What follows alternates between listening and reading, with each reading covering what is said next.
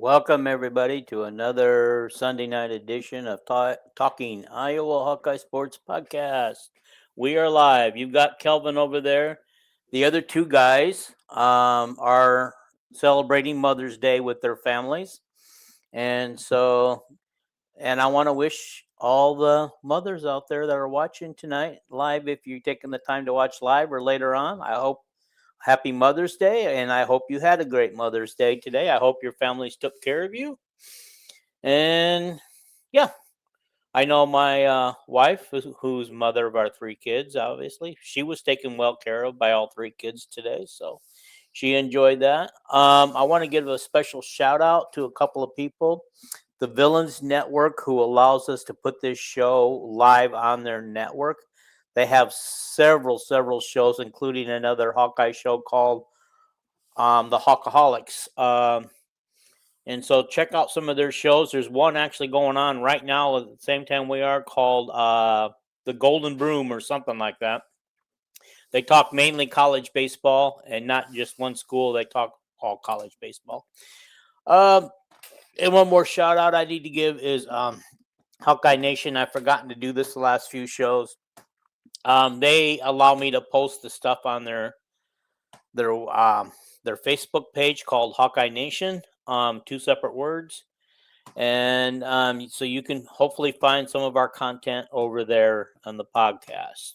We've got a jam-packed show tonight. I want to say Paul's surgery was a success, and so we hope to see him soon. He's still not quite ready to come on the show, but he can talk again. What else do I got to say today? Well, I don't want my surgery went through good. I got my navel cut like almost 64 years ago. Okay, well then you're doing good, because 64 years now and you've been doing good. Yeah, my thing navel hasn't reopened. My navel healed up already. So yeah. Just think, God, almost 64 years old. So you got one more year before you're eligible for Social Security. June 20. Oh, I've been on Social Security because of my health. Unfortunately, since I was 57 or 58, something like that. Okay. Well, hopefully they paid you good money. I heard disability checks pay better than regular Social Security. Well, they took half my Social Security away, but anyway, but my disability check more than makes up for that. So okay, cool. Anyway, enough about me. Yes. Okay, we got a packed show tonight. We're going to talk about some of the interviews tonight that the coaches did at the iClub outing on May 6th last week. Some interesting highlights coming out of that one. The only one I don't have, I've got highlights from each one of them, but I don't have Beth Getz because there's no highlights. Did you happen to listen to her interview at all and take any takeaways from that? I listened to it. When it was on, and I sent it to you. But yeah, well, I didn't get a chance to listen to that one. I listened to all the others, but that was the one I was going to do last.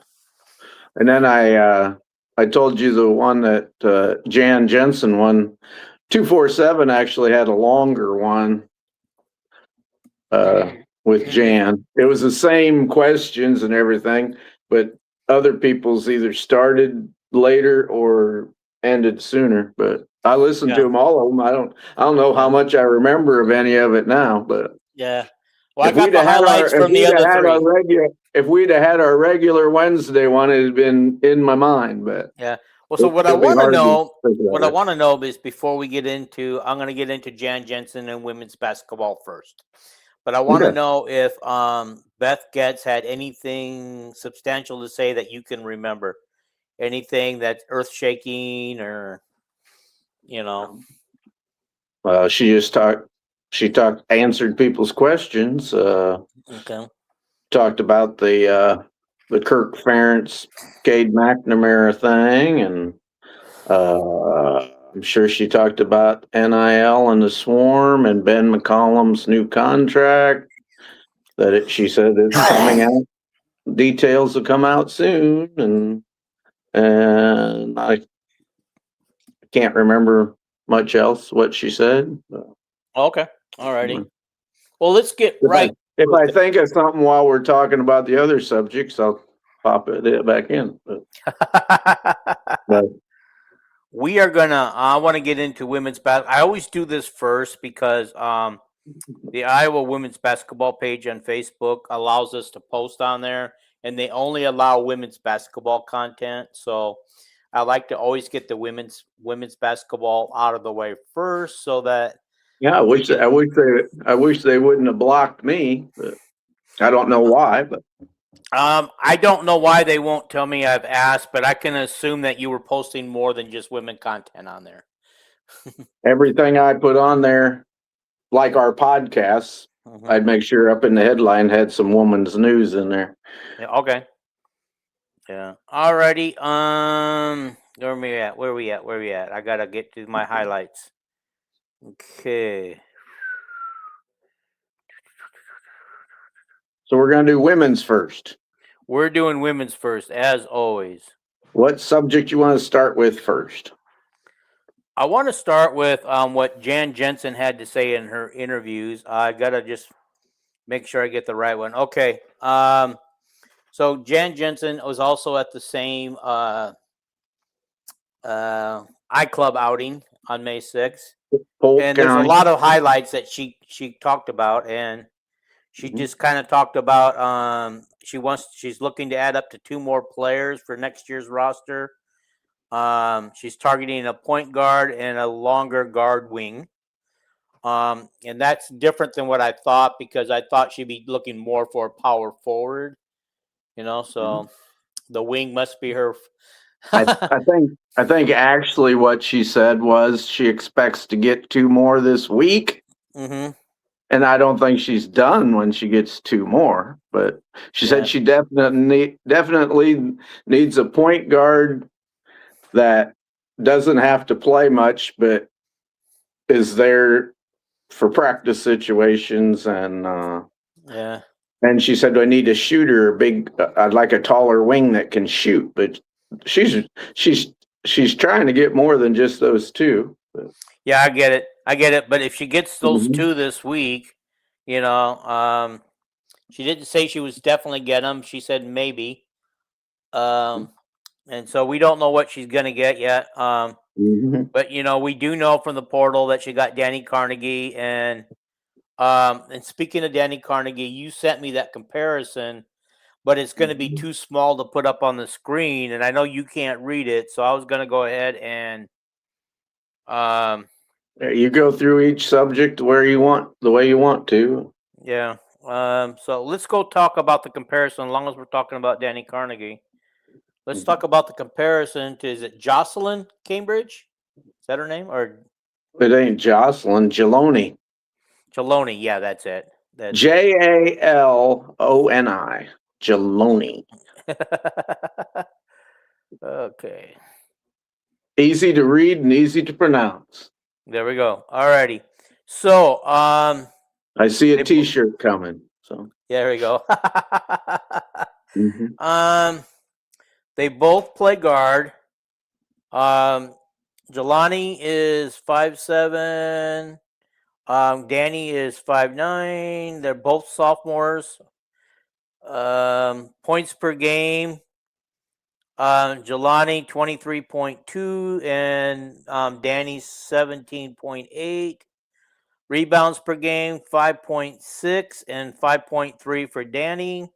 So they're almost even there. Assists per game 4.4 for Jelani, 3.2 for Danny. Field goal percentage 49.4% for Jelani, 42.7% for Danny. 3-point 36% for Jelani and 35.4 for Danny, which so they're just about even there.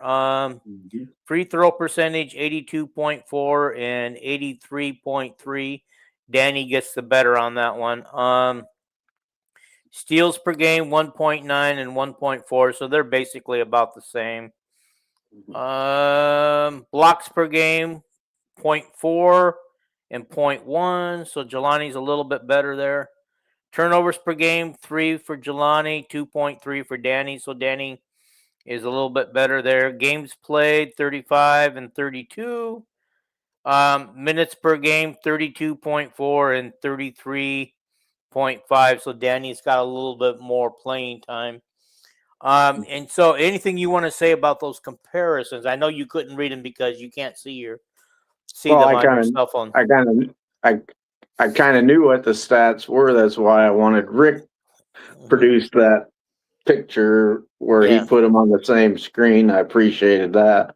Yeah. But my point was that Jelani Cambridge was probably the runner-up in the Big Ten Player of the Year, and that's how good a transfer we got. We got a girl whose stats are not identical, but almost identical. And actually playing in the SEC, she probably played against a lot better defensive teams and a deeper league right down to the bottom than the Big Ten. So Danny was All-American, wasn't she? That's why she's first team All SEC. Okay. I presume she was like I presume, but she wasn't runner up for Player of the Year in the SEC or something like Cambridge was. But SEC is tough, but she can be first team All SEC. The point is, we paid a lot of money for Danny, and there's a reason why. Because she's going to be one of the depending on how much scoring load we let her have this year. She's going to be she should be a first team All Big Ten player, and who knows, she might be up there chasing Cambridge around as Player of the Year. Yeah. Don't know. And speaking of Danny, Jan, I said Jen, but it's Jan. Says that Carnegie, she compares her playmaking ability to Caitlin Clark. I mean, that would be something if we did. She's the only one person other than Caitlin that I can remember as having. Maybe Logic did, I don't know. But she's the type of person that can take you to the hole and you can't stop her, like Caitlin. She can pull up and stop it, or she can, like Caitlin. I remember Jan saying that in the interview. Like Caitlin, she does that. What do you call it? A step back 3-pointer. Where she'll fake dribbling and just pop back and shoot it and everything like that. But yeah. And so, and of course, we got another Georgia girl, Jocelyn Faison, I think. Faison, okay. She's probably going to be more of a bench role player. She doesn't have a lot of playing time and a lot of experience, but I mean, because I feel like 8 of our top 9 players right now are going to be in the rotation most of the time, and I think Jocelyn will get some minutes. Not a lot of minutes. Maybe Eddie Deal type minutes, maybe. Well, that's quite a few minutes. I mean, I think Addie probably played 15 minutes a game. I don't know that she'll play that much. I'm not jumping to a conclusion how much she plays, because she was like a top 69, 70 recruit in the country. She's 6'1" and was an off guard.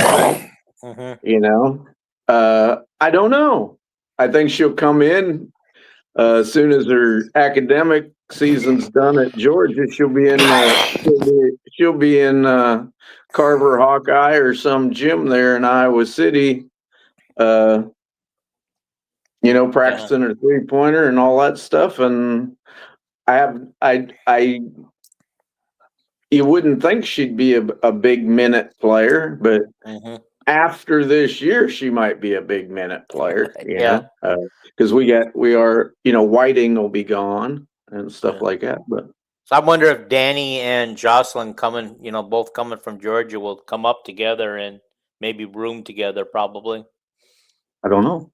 Yeah, I don't either. I know she's buddies with Chit Chat, but No, I chit guess chat. I said, All three of them could room together. yeah, whatever. I did say after Whiting's gone, but if they have 5 for 5, Whiting can stay another year. So Yeah, she actually can now if she wants to. yeah. She falls into that now. But yeah, But Mari Whiting from Faison, Oklahoma State.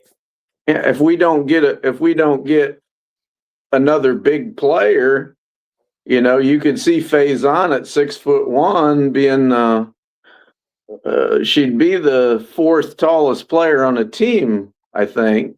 Take Hannah's You, role. if Ava is in foul trouble like she was last year a lot, and you could see her backing up McKenna Walitsko. You could see her having to play some if we got in foul trouble, or that don't even want to mention a dreaded injury. Yeah. With Well, I just want to say that out of the 8 players, the first 8, not including Jocelyn, because I don't see her. I could be wrong. She might come in and just take over and become a starter.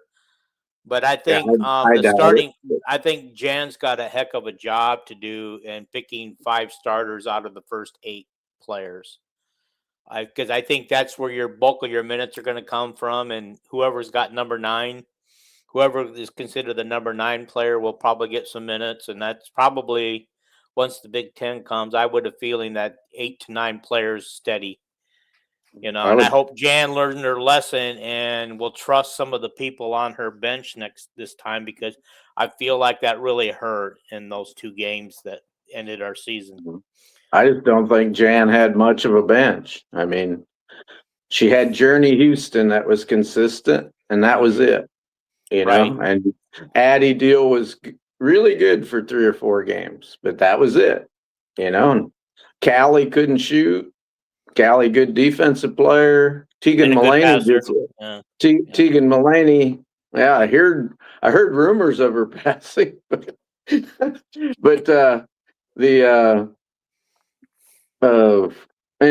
Mulaney just act like she was lost this year. After she got hurt and had tonsillitis, I thought she'd help a little bit more. And Layla was just like a big Philly colt that was young and flopping around a little bit. And I think she'll learning how to walk and all that stuff. And I don't mean that detrimentally. I just mean that she'll probably take a huge jump, just like Ava Hayden did, just like Monica Cesano did. Yeah. I think Layla, Layla will be fine. After all, John says she's the best post player she's ever coached. So I know one thing, Dean. What's that? I love you. No, I know one thing. What's that? And that is that Danny Carnegie, Chit Chat, and Ava are going to play 3 starters. They're going to play all the minutes they can. Yeah. Because Danny Carnegie is an All-American type. Chit Chat's pretty close. Mm-hmm. Chit Chats are a girl that can probably shoot 45% from 3-point land, and Ava's a star scorer. Yeah. Now Jan you've got to simmer down and please don't foul. Yeah. And then after that, that Stremlow and Whiting are going to battle it out to start at small forward or something.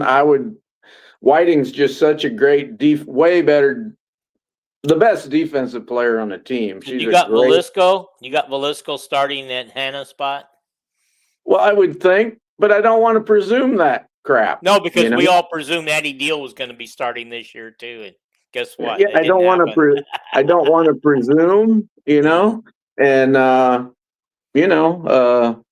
Journey Houston competes for her minutes, so she according to her interview, she earned her minutes. You got to earn your minutes. Yeah, I earned my minutes like that. That was a pretty good jab at Addie Deal, I think. And but if Journey Houston is outperforming any of these other people, and you don't start her this year or don't play her enough, Journey will go play at Illinois or someplace. Yeah. Well, I think Journey has a chance to play a lot. I don't know if she's going to be one of the starters. Not yet. I don't either. I don't either. I don't. But she will play a lot more than she did last year. She will get in the lineup a lot. You cannot hold her back. And if Jan tries to hold her back and not give her minutes, then she's making a mistake. And this is a far cry from a year ago when I said that Journey was not going to be an impact player this year. Anyway, Journey was just so. It was hard to remember a freshman player that was as consistent as Journey was. Caitlin Clark. In her 15 minutes a game or whatever. Caitlin Clark, who probably played nearly 40 minutes a game in her freshman year. But Caitlin, we just gave her the ball and she's playing. Yeah. And she's the superstar. Yeah. And Journey to be that consistent with limited minutes every week, that's hard to do. Yeah.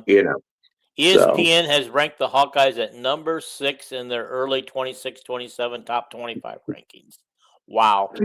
That means they think a lot of the transfer portal people we picked up and think a lot of the people that we kept are good. But I think Jan hinted that Chit Chat might move to the off guard and Danny would take over the point, because they feel like Chit Chat is not a true point guard, but she could be more effective from the off guard position.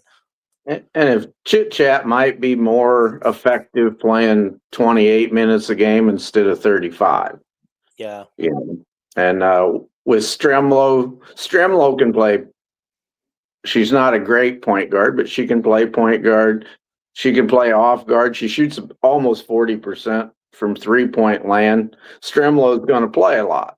And if Stremlo's the captain of the team, she'll probably be fine playing 30 minutes, but not be a starter. I'm not saying she's not going to be a starter.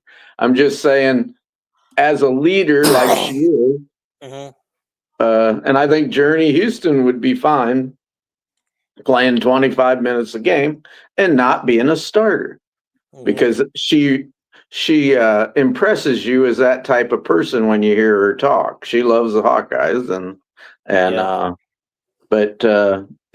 I want to see who they're going to get yet, because I know the only person I've heard that we were in contact with was that Georgia Ferguson, who's a 6'3" girl from Canada who has 3 years left, and she's listed as a 6'3" wing. Wow. And wasn't Hannah 6'3" or 6'2"? Hannah 6'2". Yeah, and so she's playing the 4.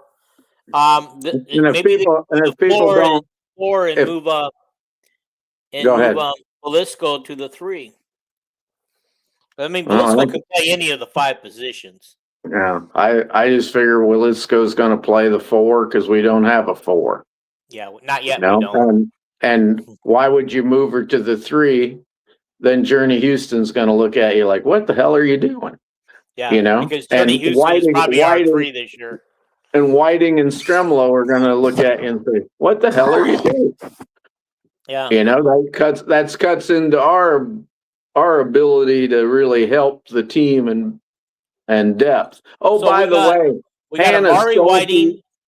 Hannah Stolke supposedly is going to go play in Italy.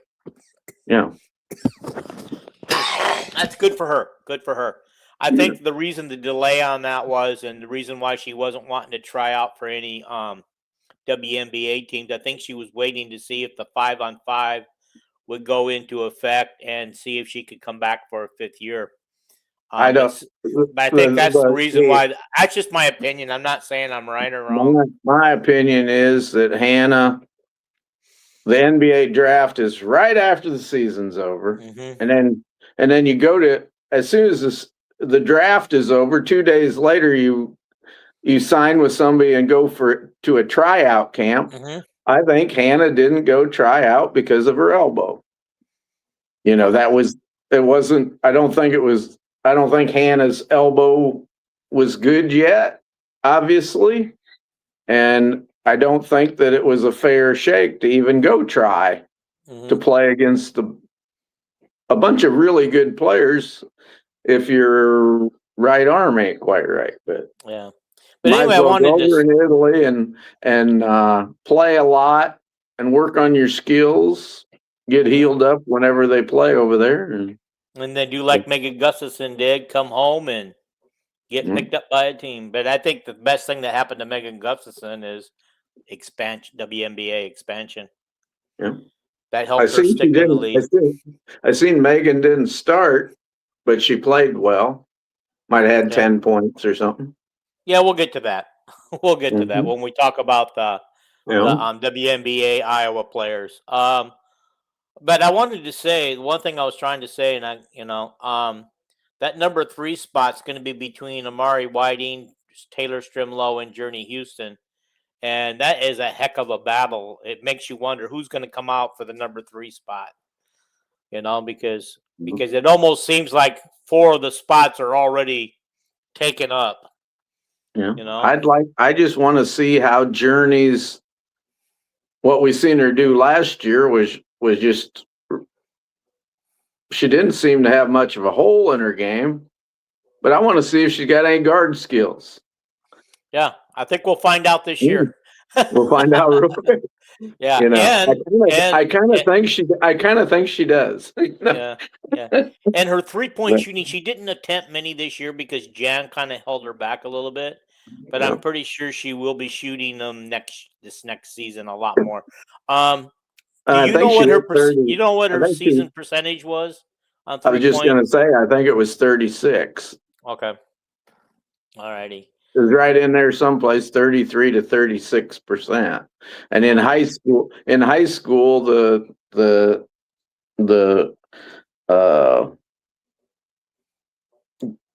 recruiting writer for On3 said that she shot close to 40% in the upper 30s from 3 points in high school. Okay. Yeah. So. All right. While we're still with the women's, let's talk about the. First of all, let's talk about Kate Martin getting waived by the Valkyries and being picked up for the developmental squad. I'm not sure what that means in the long run, but developmental squad for the LA team, and I think, as you said, that she had a couple teams to pick from, and she chose LA because she was happy with LA and what the things they could do there for her. Yeah. So I don't know much more than that, but can you explain? Do you know what the developmental squad is? Is that like a practice squad? They have their regular roster size, which might be 12, 13 players. And this year, because of expansion and everything, and they're trying to make the ladies happy, give them more jobs in the WNBA. Each team has 2 developmental spots, which Kate's injured and can't play right now anyway. But they signed her, and when she gets whatever's wrong with her, muscle pull or whatever, whenever that's ready, a developmental player can play up to 12 games, which is like 1/4 of the season, and be a developmental player. After they play 12 games, when they play the 13th game, they got to be added to the roster as one of them top 12 players. So if they've got somebody that's on the roster who's not playing much, they have to eject the one of the roster spots.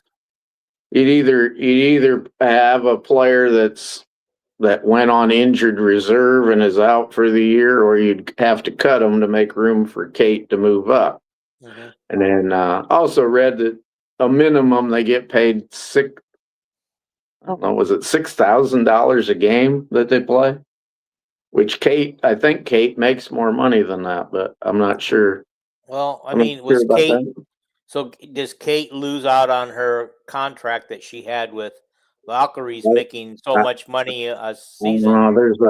She's a 3rd-year player. I don't know if there's a minimum that I have no clue on that. But anyway, she can play 12 games, and if she plays more than 12, then she has to be added to the active roster.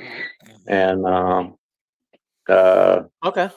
the way Kate, I listened to the short little interview she did today just before the show started, and Kate talked like Los Angeles wanted her pretty bad. And I would expect when she gets healthy, she won't be a developmental anymore after 12 games. But Okay.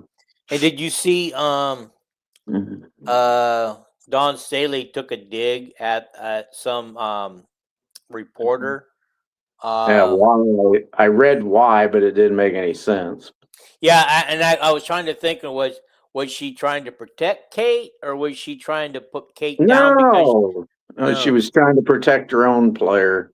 I know her own player, and so the guy, the way he wrote it, he made it seem like that Kate should have stayed over the other South Carolina player. But Well, the guy just all he said was it came down to Kate Martin and these other two players. One was a gal named Chen, who I think Chen might be from Connecticut, might be a rookie, and then the other one was Ardmore or whatever her name was that played for South Carolina. And the reporter said that Kate's the one that got waived, and he said that was just a shame because she's so popular with the fans and everything. And then I don't know why Don Staley took that.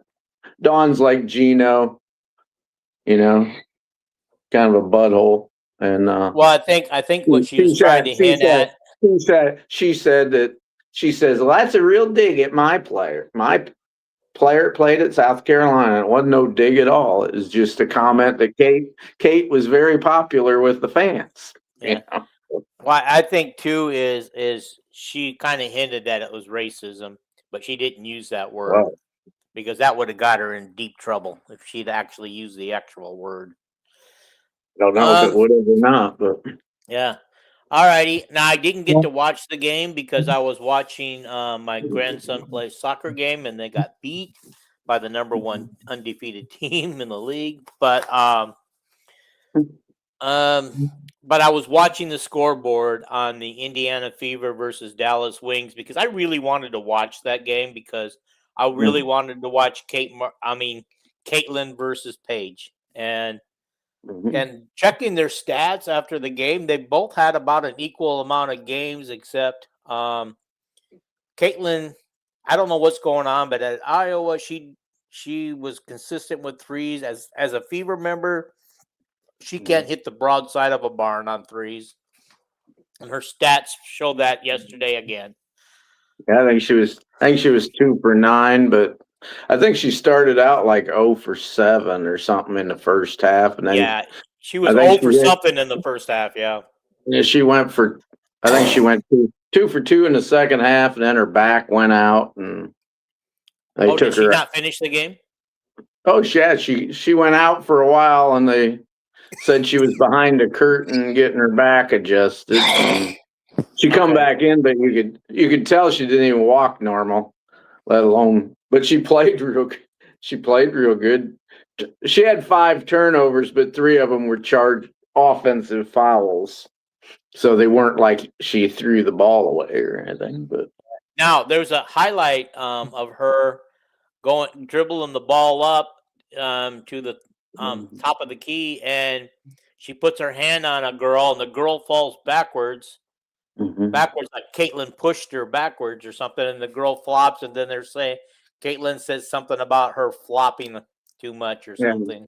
Yeah, that girl flopped a lot in the game, but got a couple offensive fouls on Caitlin, and then the last one they called on that girl, and then Caitlin yelled at him. She didn't yell at him. She just said with a smile, "You sure are a flopper," like that. Whatever. Well, the one that I saw, she didn't flop. She got Caitlin pushing. You could see Caitlin going like that. Yeah. That's not a flop. That's not a flop. But Indiana had Kelsey Mitchell couldn't hit a 3-pointer. I think Indiana's starting backcourt was like, I don't know, 4 out of 19 from 3-point land or something like that.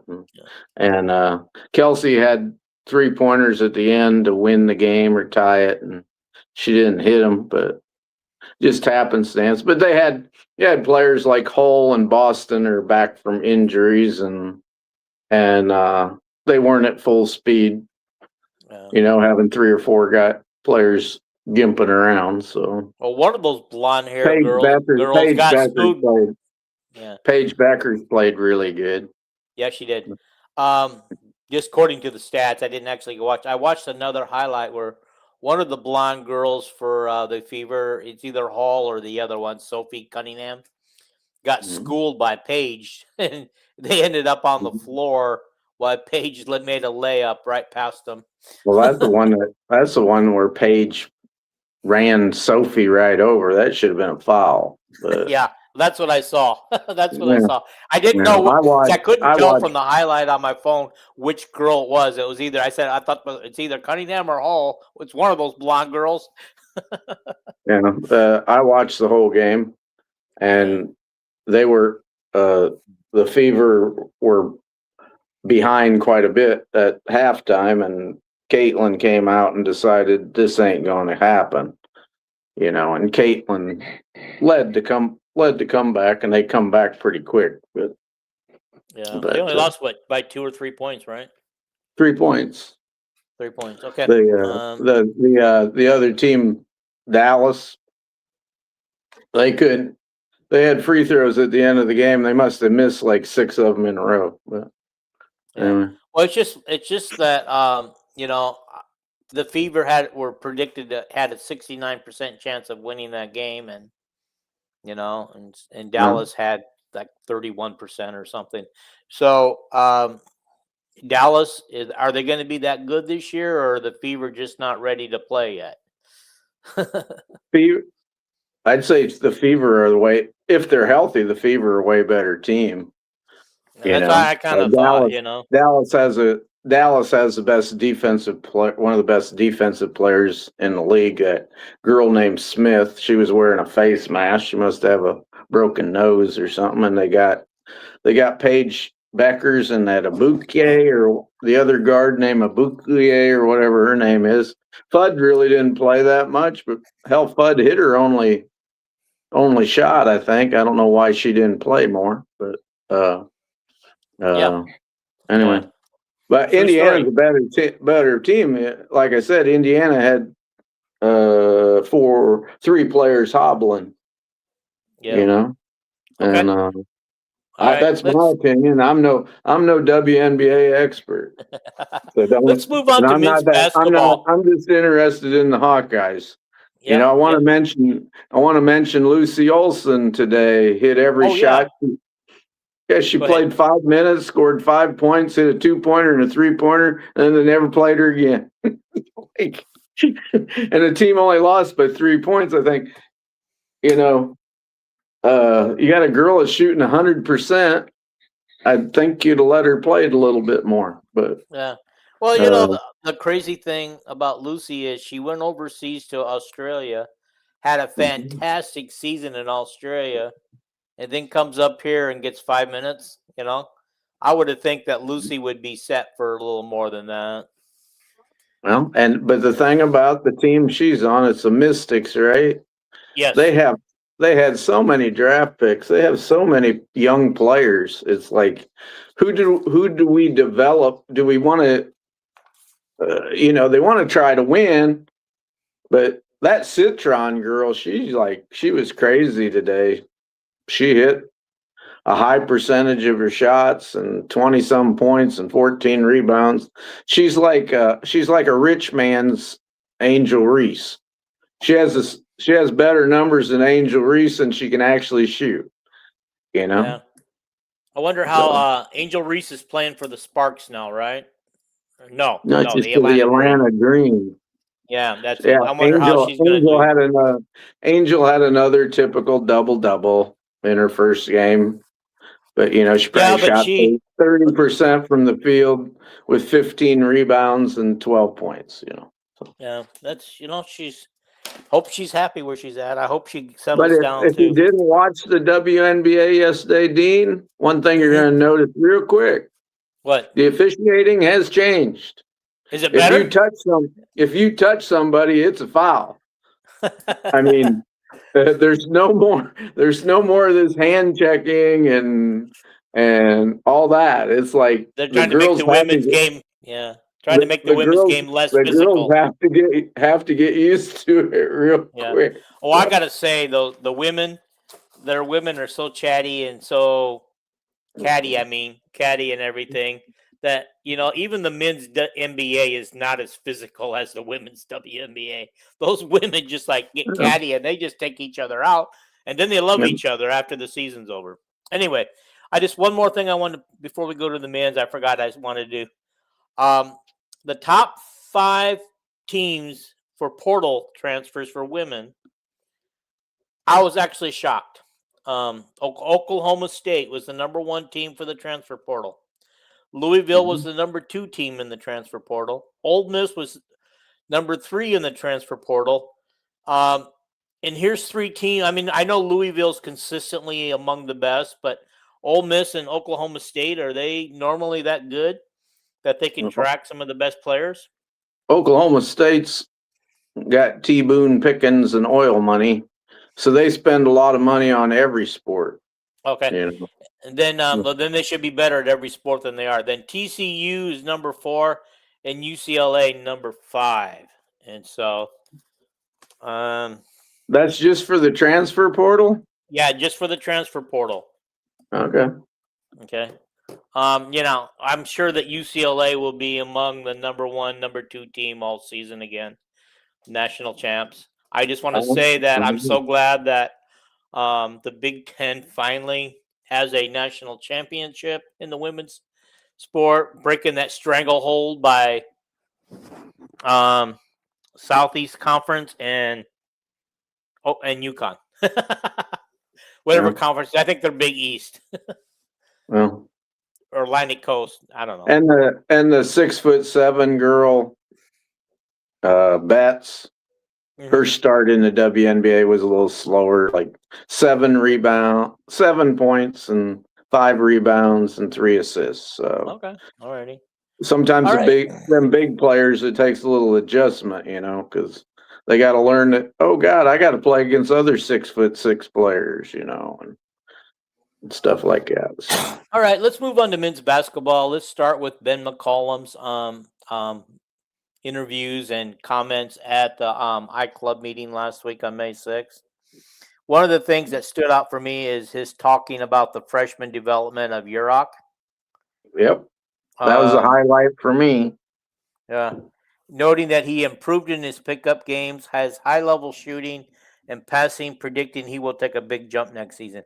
I think a lot of people thought Urok, or Jurok, whatever they're calling him, I think a lot of people wondered why he didn't play more, because I think a lot of fans and maybe media people saw a lot of potential in him. And so I do expect him to take a big jump. I'm excited for him, and I'm also excited to see this Thompson kid finally play. Yep. I can't remember. Can you remember any other highlights of that? Polk County. Yeah. Well, he talked about the freakish. Yeah. He talked about the freakish athleticism and energy of the 2 freshmen coming in, Ethan Harris and Jaden Kuhn.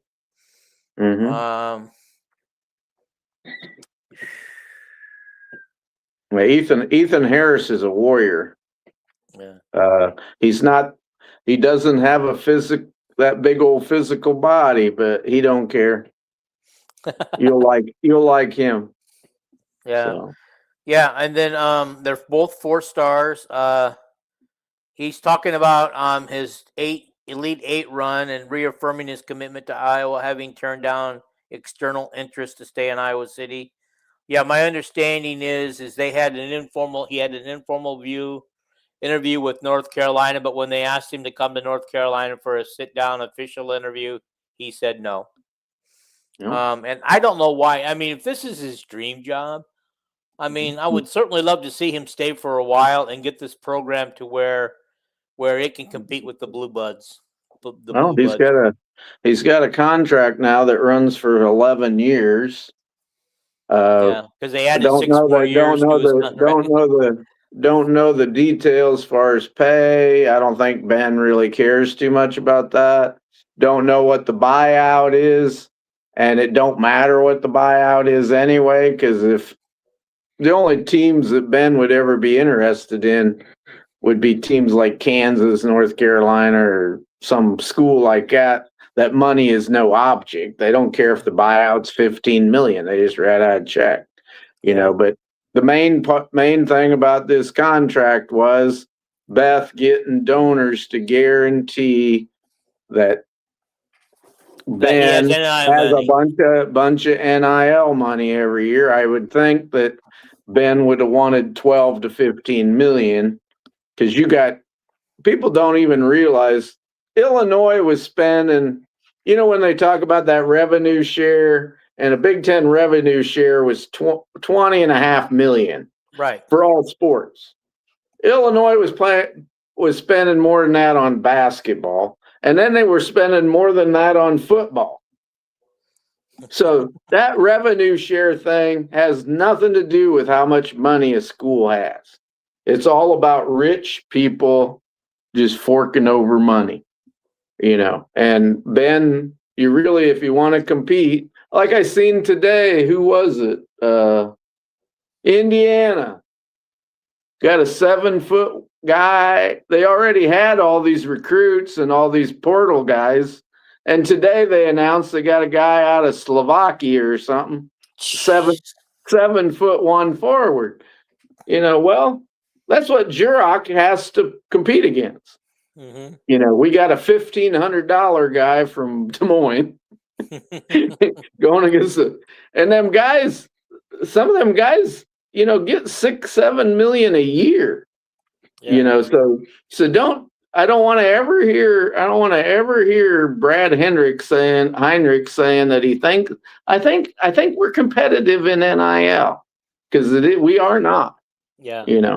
He did say in one of his recent deals that men's basketball got a huge boost of influx of money this year.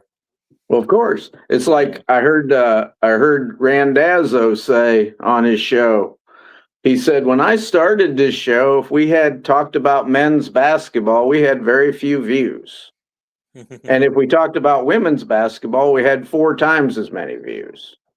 And it's still that way now. And then he said, right now, it's the other way around. Yeah. If we have women's basketball on, they get so many views, and the men get 4 to 8 times more. Mm-hmm. It's like Iowa was always a basketball school when I was a kid. Hayden complained about it. We got to turn this into a football school. And Hayden and Kirk, it's a football school now. Yeah, but just ask Steve Alford if you don't believe him. All we had to do was rekindle. Rekindle what was laying there. We had old ashes there, and Ben McCollum kicked them up and got a few of them orange ashes uncovered. And now it's a flaming and a going. And if he wins the way I think he will, if he has some money, it'll just keep going. But yeah. Well, and McCollum plans on adding one more to the roster. It says to balance the team with both incoming freshmen and experienced portal additions. We don't want to forget that we got a 7'3" guy of our own, but he probably won't compare to that Slovakia guy for Illinois. Ben, I think he was playing a little coy in that interview, because somebody said to him, "Your roster's at 14, isn't it?" And Ben, he goes, "I don't know." He says, "Tyler," he talks to Tyler Tashman. He goes, "Tyler Tashman, how many do we have on our roster?"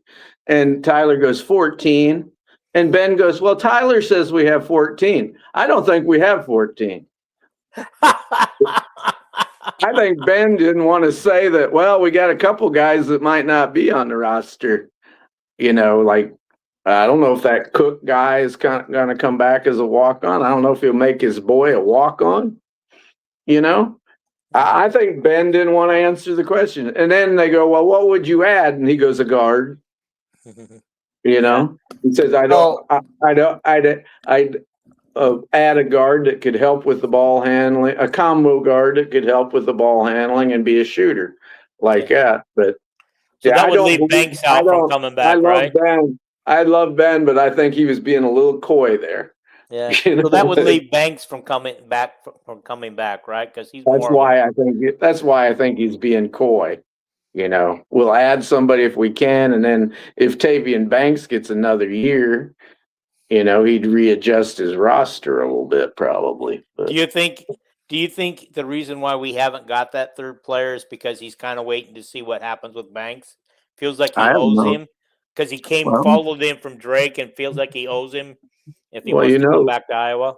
You know, Tavian's one of the leaders of the team. Yeah, him and Manyow and Combs. Those three guys are the heart and soul of the team, and they're the ones that's going to develop all these young guys. So yeah, he take Tavian Banks back. There ain't no doubt about that. But I just don't know. I know this week is when the AAU tournaments start up, and I know Kakert, he's about the only media guy. Kakert, he's going to go follow the coaches around on the road this week. He's going to South Bend, Indiana, to the AAU tournament, and then someplace after that this week. And they asked Tom today, they go, well, who are you going to go look at? He says, I'm going to go look at our Iowa coaches and see who the hell they're watching. That's what he's going to do. And no other media source Tom isn't with some big media thing where they pay him, you know, pay these exorbitant transportation costs and everything else. But the other people, the other media people, Doctorman and all of them, they'll stay home. And Tom's just the nicest guy. You know, he'll just report to them. He'll say, well, these are the guys that Ben watched, you know. And then these other media guys can report, oh, we know that Ben's interested in this guy and this guy and this guy. But the only way you know is if you go and watch, you know. Ben ain't going to tell people, you know. I certainly hope that tonight we're not getting any comments at all tonight. And I certainly hope that's because you people chose not to. Because even our regular commenters, and there's no comments, and so I hope there isn't an issue with comments coming through, because we're not getting any comments at all. I think it's because of summertime, and good God, what's more depressing than when all you got to watch on TV is the NBA? You know, people find the other NHL. things. NHL, Major League Baseball, college baseball. I mean, we're going to talk about Iowa and Nebraska college baseball game at the end, but you know what? One of the top three teams in the major leagues, my Cubbies. Yeah, I don't know where my Angels are at. I haven't really looked lately. They're in heaven. Their season's over with there, Dean. So yeah, Mike Trout's having. I'm going to tell you right now where they're at. Yeah, owners don't seem to care. I mean, they seem to keep that team buried at the bottom of the division all the time. Here we are. 1, 2, 3, 4. We're only 5 games out, though. 5.5 games out at 16-25, but we're in 4th place. Tied with Houston. I never thought I'd see the day where Houston would end up being in last place in the league. And the Athletics in the first place? Oh, my gosh. Houston's, all them star players Houston has, they got old and moved on. It's like Bregman is the third baseman for the Cubs.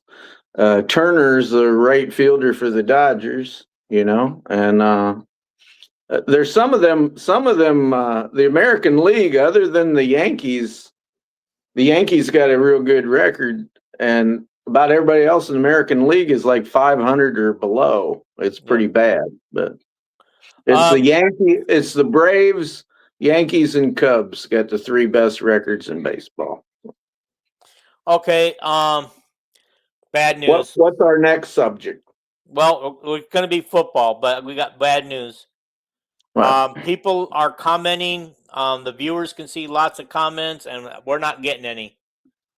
Taylor Hink just let me know that there's lots of comments. Oh shoot! Guys, I'm so sorry. I don't know where the comment. Why we're not getting any comments? It's all right. That's right. Let me try this. I just work here. Okay. Yeah, T. Hink could have been on the show, but no. Well, I didn't ask him. I would have if I had known that. I thought he was always welcome. Okay. I think we found some comments. All Okay. righty. Let's go. Before we move on to football, let's go back and see if we can get some of these comments going. Don't read any that are really, bad, like racist or political, or Oh my God! You know how many comments we're missing tonight? Or any. I'm speaking to one particular person that calls Kirk Ferentz names, instead of saying his name. Yeah. Okay. So here we go. Alrighty. Okay, that's me. Alrighty. Alright. Dean, have you ever wanted to get a logo of your brand on the background screen? It's actually the logo is right behind us. You just can't see it. It's there. Talking Iowa sports. Yeah. And I also have a major announcement. I'm going to wait till the end. Oh shit! I'm getting fired. How'd you know? Okay.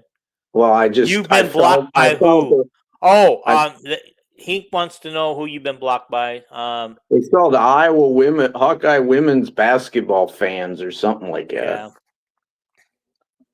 The guy that runs it was on Dean's show one night. Yeah. Okay. Bob Hoffman says, did you see where our football just got tougher with the Washington game on a Friday night? Yeah, we're going to come into that. We're going to talk about that, Bob. We're going to talk about that schedule. Yeah. Kirk ain't worried about it. Yeah. Bob says it's brutal. Definitely concerned that the women haven't signed anyone. Definitely concerned. They will. They have to find the right fit, the right players, and these players that they're going to sign are going to be players that are going to be going to be our bench players, our bench mob this year. What women's sport is he talking about? We haven't signed anybody. Women's basketball. He means that not we got more Danny than Carnegie and Whiting and Faison. Oh, he knows all that. I mean, I'm sure he's talking about we got to fill the roster out because 9 don't cut it. We'll probably get 2 more this week. So. Yeah. Bob Hoffman says we need to wrap up filling up the women's roster. When do the women start practicing? They report in June for summer workouts. And Hink says the same thing. Hink, I didn't see your comment until just now. Why do you think Faison will bring to the team, and could she be a nice surprise? She's definitely, Bob. She's definitely. I'm going to say she definitely has a lot of potential. I just think that she'll be coming off the bench for her minutes, and like I said before, I feel like that she'll get like not Taylor McCabe because I meant Eddie Deal type minutes, 10 to 15 minutes a game. I think Deal was getting less than that after a while. Yeah, I don't know that she'll get that much, and especially if we sign some more. But she's a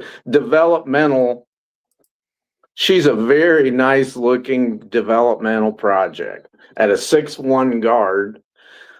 She's quick and everything. She just didn't shoot. She didn't play a lot at Georgia and didn't shoot. Yeah. Didn't really put up any numbers. So I don't. She has 3-4 years of eligibility left. She was if there's 5 years, to play 5, she's got 4 years left. Yeah. But okay. They want to know. Bob wants to know if they still practice against the men. Yes, they do. How many women are on the roster and how many are coming in the portal?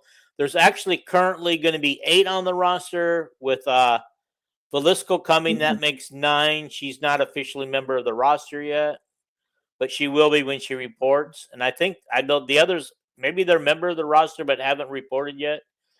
Yeah.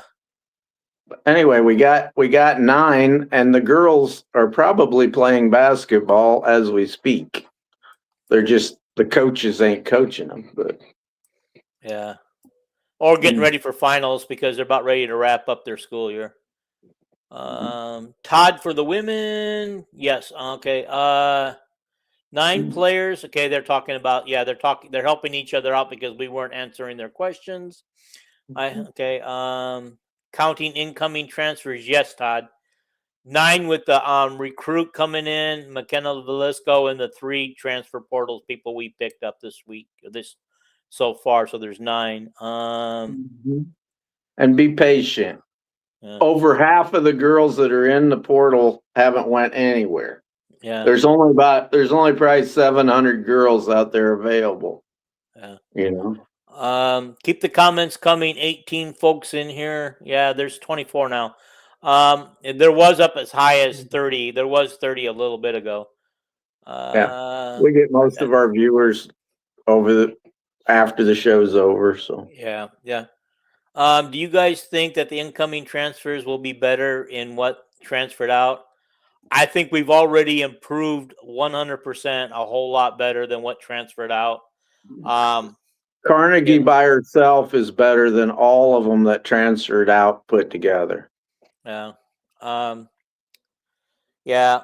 I mean, I was still hoping that Addie Deal could work on her game and her attitude and stuff and still be a member of this team because I still believed in her and I believed in Callie Levine. I just think that she got a raw deal not playing much. I think she deserved more playing time, especially the way Deal was playing. And so, way Deal was playing, Callie Levine should have been picking up those minutes. Well, Callie has to develop some type of shot someplace. Yeah. Even when she had the shot. No, she didn't. She'd shoot a 3-pointer and it'd be an air ball. You know, Addie Deal, wow, her 3-pointing dipped all the way down to 30%. You know, well, yeah. Alrighty. Hink says Indiana Fever are overrated, not going to win a championship. Clark is an absolute ball hog. Yes, she is. Okay. I wish she'd have ball hogged the ball more yesterday. Bob Hoffman was impressed with Dallas. They're going to be surprised some people. Todd Spiker, I think that's how you say your last name's Todd. The thing that I noticed most about the women last year in the half court, they stood around more than they moved. And correct me if I'm wrong. What would you say to that? You talking about the Iowa women or Indiana Fever? No, the Iowa women. Yeah, they went to a 2-post offense, triangle offense, and next year they're going back to the 4-out offense, which is if you remember, was really cooking. You know, when you had Kate Martin at a 6'1" power forward, you know, play with 4 guards. That's pretty much what it's going to be next year. Wilitzko ain't a guard, but Wilitzko has some length to her shot. You know, I don't know if she's going to hit 35% of her 3-pointers, but she has very good 15-footer, 12-footer, you know, so it'll be a different. Jan has said that they're going to the 4-out offense next year. Okay. All right. Hink says for men's basketball will always be king. It was great for 4 years, but it's starting to go back to reality. She's going to be injured her whole career. I presume that is doesn't say who we're talking about. I'm sure he's talking about Caitlin Clark. Yeah, I kind of like I was kind of thinking the same thing. Always got to be foul. Okay. Always got to be pessimistic. Yeah, so that that must be in a when wheelchair next year. Yeah. Okay. Yeah. we talking men's basketball. We did. I wish Denise Long from 1969 Union State Championship team would get into coaching. She averaged 96 points a game in the tournament. Wow. That would make her a great coach. Yeah. So I harken back to the Iowa coordinator. I don't know why we don't have all the whole football staff should be ex quarterbacks at other schools that threw for Johnny Manziel should be head coach at Iowa. Yeah. Toll House is back under Toll House, but he dropped the E. He's talking about the comments. The comments, remember them? UCLA is losing a lot of gals off their team. USC will be a threat next season with the return of Juju Watkins and the freshman of the year. What was her name? I forget her name.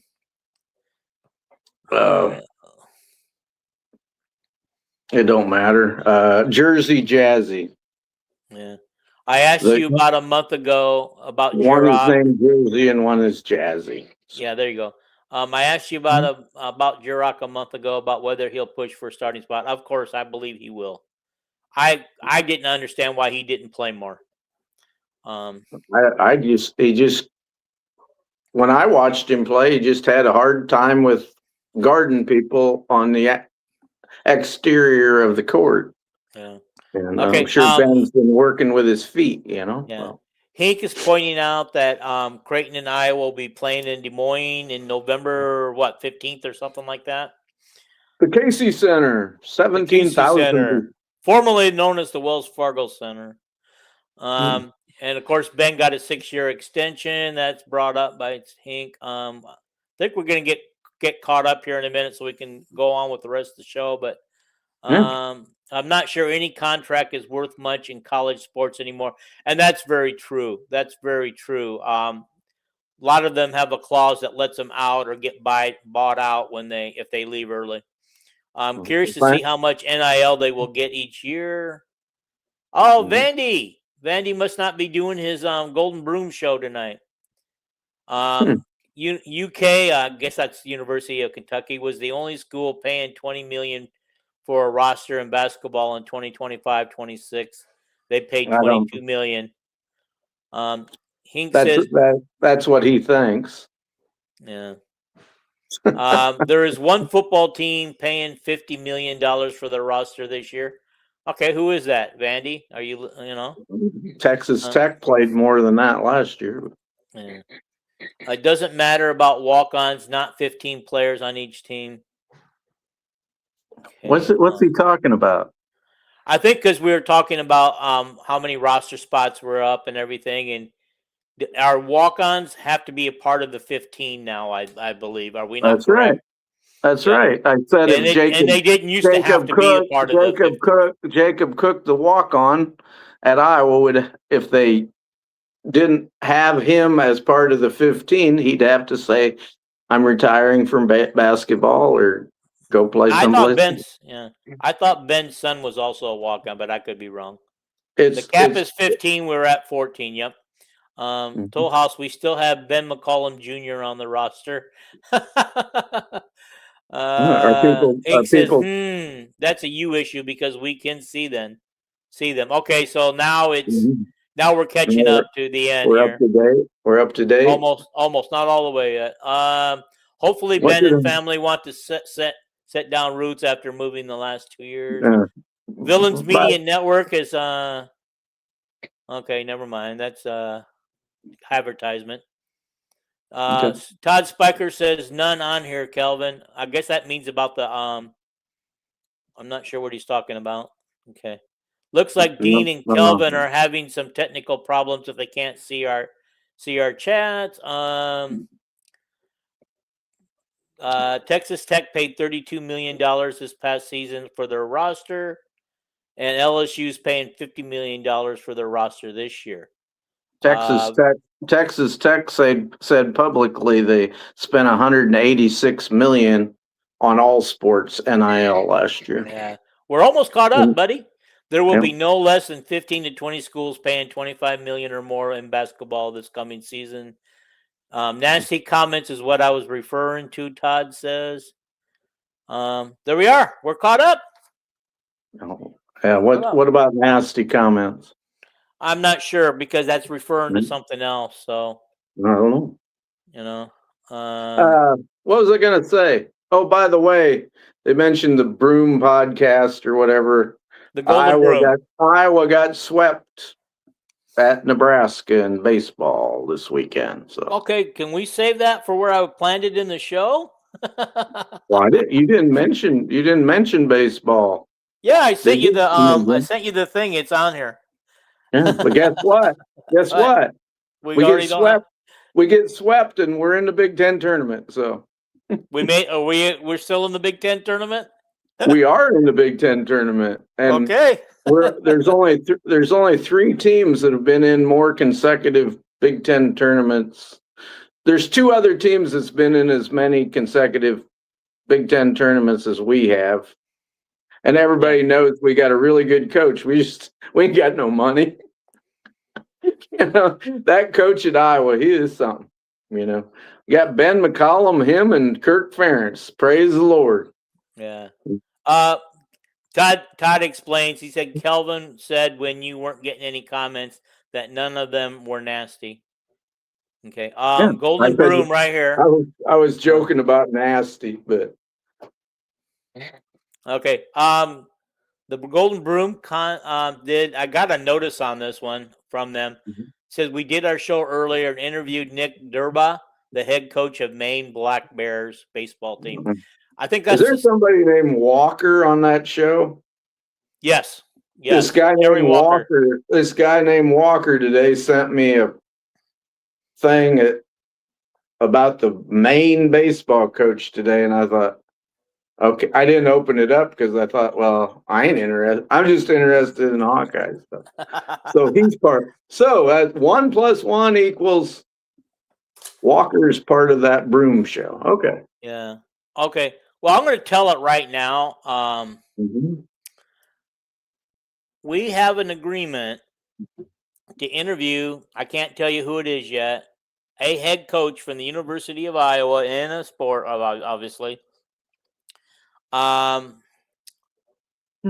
we're going to have that interview soon, I hope. We're just waiting. We're trying to get a date and time together. Is it a sport we'll know anything about? Yeah, some people will. I'll explain it to you later. Terry Walker. I think I know who it is. Speaking of Terry Walker, he helped set this up, and so. Well. Okay. Oh, there's a possibility of them interviewing Rick Heller sometime in June or July.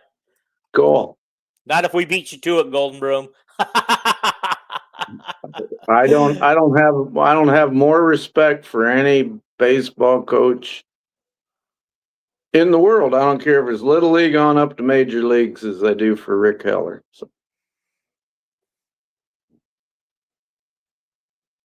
He's a bottom up guy, his long career.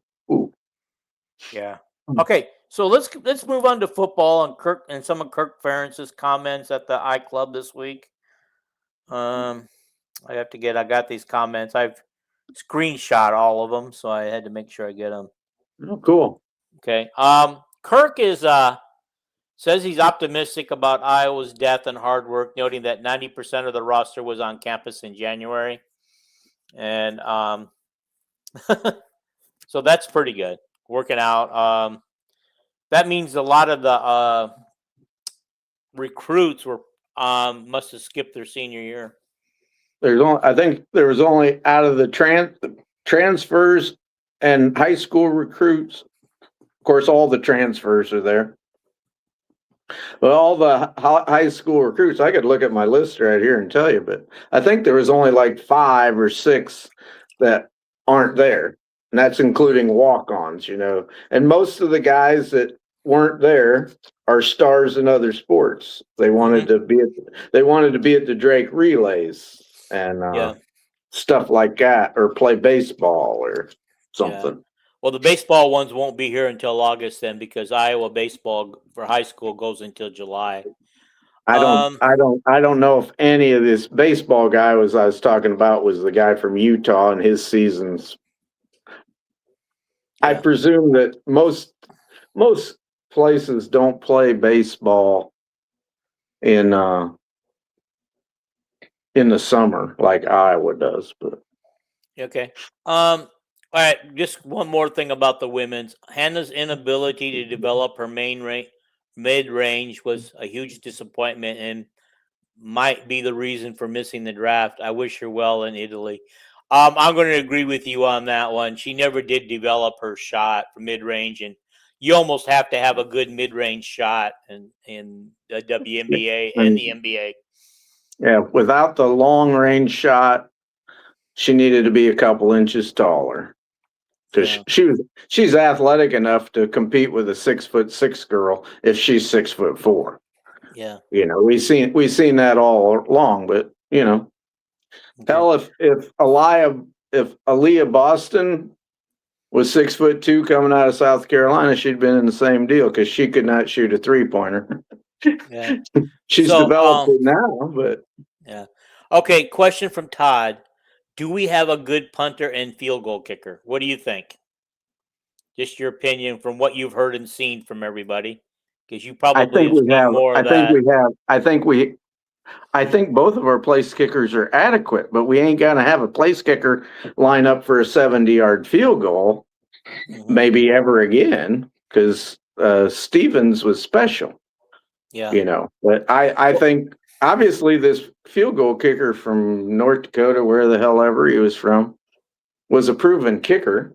He just ain't proven to line up at what he made a 52-yarder in spring game or something, spring practice. But we'll be fine. But we'll just go back. We'll go back to the field goal kickers like when we had. What did we have, a guy named Messino or something there when we played at Yankee Stadium in the Pinstripe Bowl? You don't always have an All-American place kicker, and you don't always have it.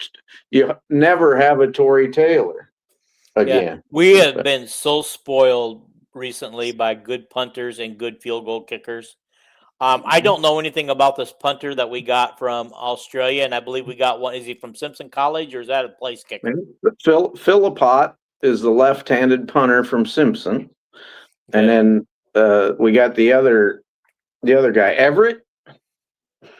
His last name's Everett from Australia, and he's never had a football helmet on until he got to spring practice. But only time will tell. Yeah.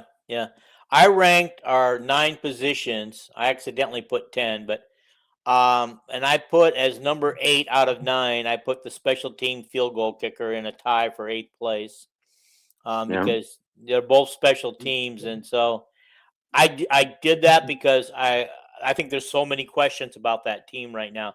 I'm going to keep this, and I want to see at the end of the season how right I am, and I will go over this. The best thing about our team, as I look at it, is we are so deep about every place. Usually we're deep every place. But like Kirk said in that interview, I don't know if you're going to mention it, he says we're not proven any place except at tight end and running back. Yeah. We're not proven in any position group. He says, I think the offensive line's going to be all right. But he says, running back, we got 4 guys that we could line up next week and we're going to be fine. Yeah. And he said, tight end, we're fine at tight end. But he said, if you had me write who I thought was going to start today, he said, I doubt that I'd get 60% of the positions right. Because that's how much development, how many young players we have competing for jobs, Golden Broom wants to know if we're actually deep at quarterback. We are not deep. We got 2 guys that I think are competing. There'll be 1 and 2. I'm not sure that the other guys right now are ready to step up and be that. I want to go back to this question. When can we get tickets for Iowa men's versus Creighton on 11/15? Bill, I don't know the answer to that question. Have you heard anything? Casey's Center. Or the school. I don't the think schools. it's probably not going to be a school thing. Yeah. I doubt that it's a home game for either team. Yeah. So Now, Kirk did talk about this, and this was before he knew that the Washington game was on a Friday night. He acknowledged the difficult 2026 start, which includes road games at Michigan and Washington, plus a home game against Ohio State, emphasizing the need for immediate readiness. Yeah, they got to come out of the gate if they want to. I personally believe to make the playoffs, they got to get one out of those 3 games. And if they can get 2, that would be great. But right now, a projected Ohio State is a projected 19-point favorite over Iowa. Mm-hmm. Did you have the point spreads on the other games? Or? Yes, I do. Give me for just a second. Vandy says we can send you 1 or 2 of the 6 QBs that we have in the Nashville area. Thank you. Can anybody on Vanderbilt beat Iowa? Oh, Brian Allen might be because he's an ex-Hawkeye. He knows how to play football. Is Brian Allen he's at Vanderbilt? He got a lot of money. Wow. He must have been a really good one. Well, he was a good one at Iowa on third down, but he was not. Kelvin Bell ran him down to the new recruits the other day. They were watching him play, and he said, notice, what was his number, 90 or whatever his number was? He says 90 just will not follow orders. Yeah. Okay. Not playing defense. Well, what I wanted to say about the quarterback depth.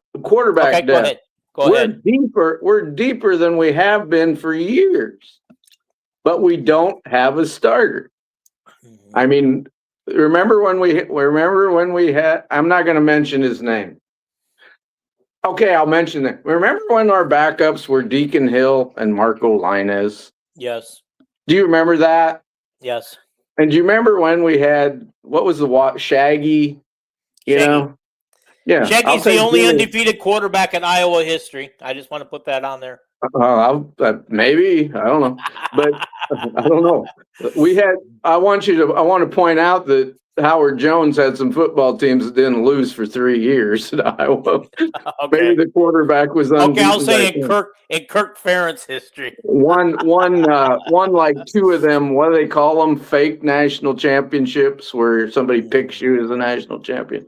But what the hell was I going to say? Oh, I put Jimmy Sullivan over Marco and Deacon and Shaggy any day of the week.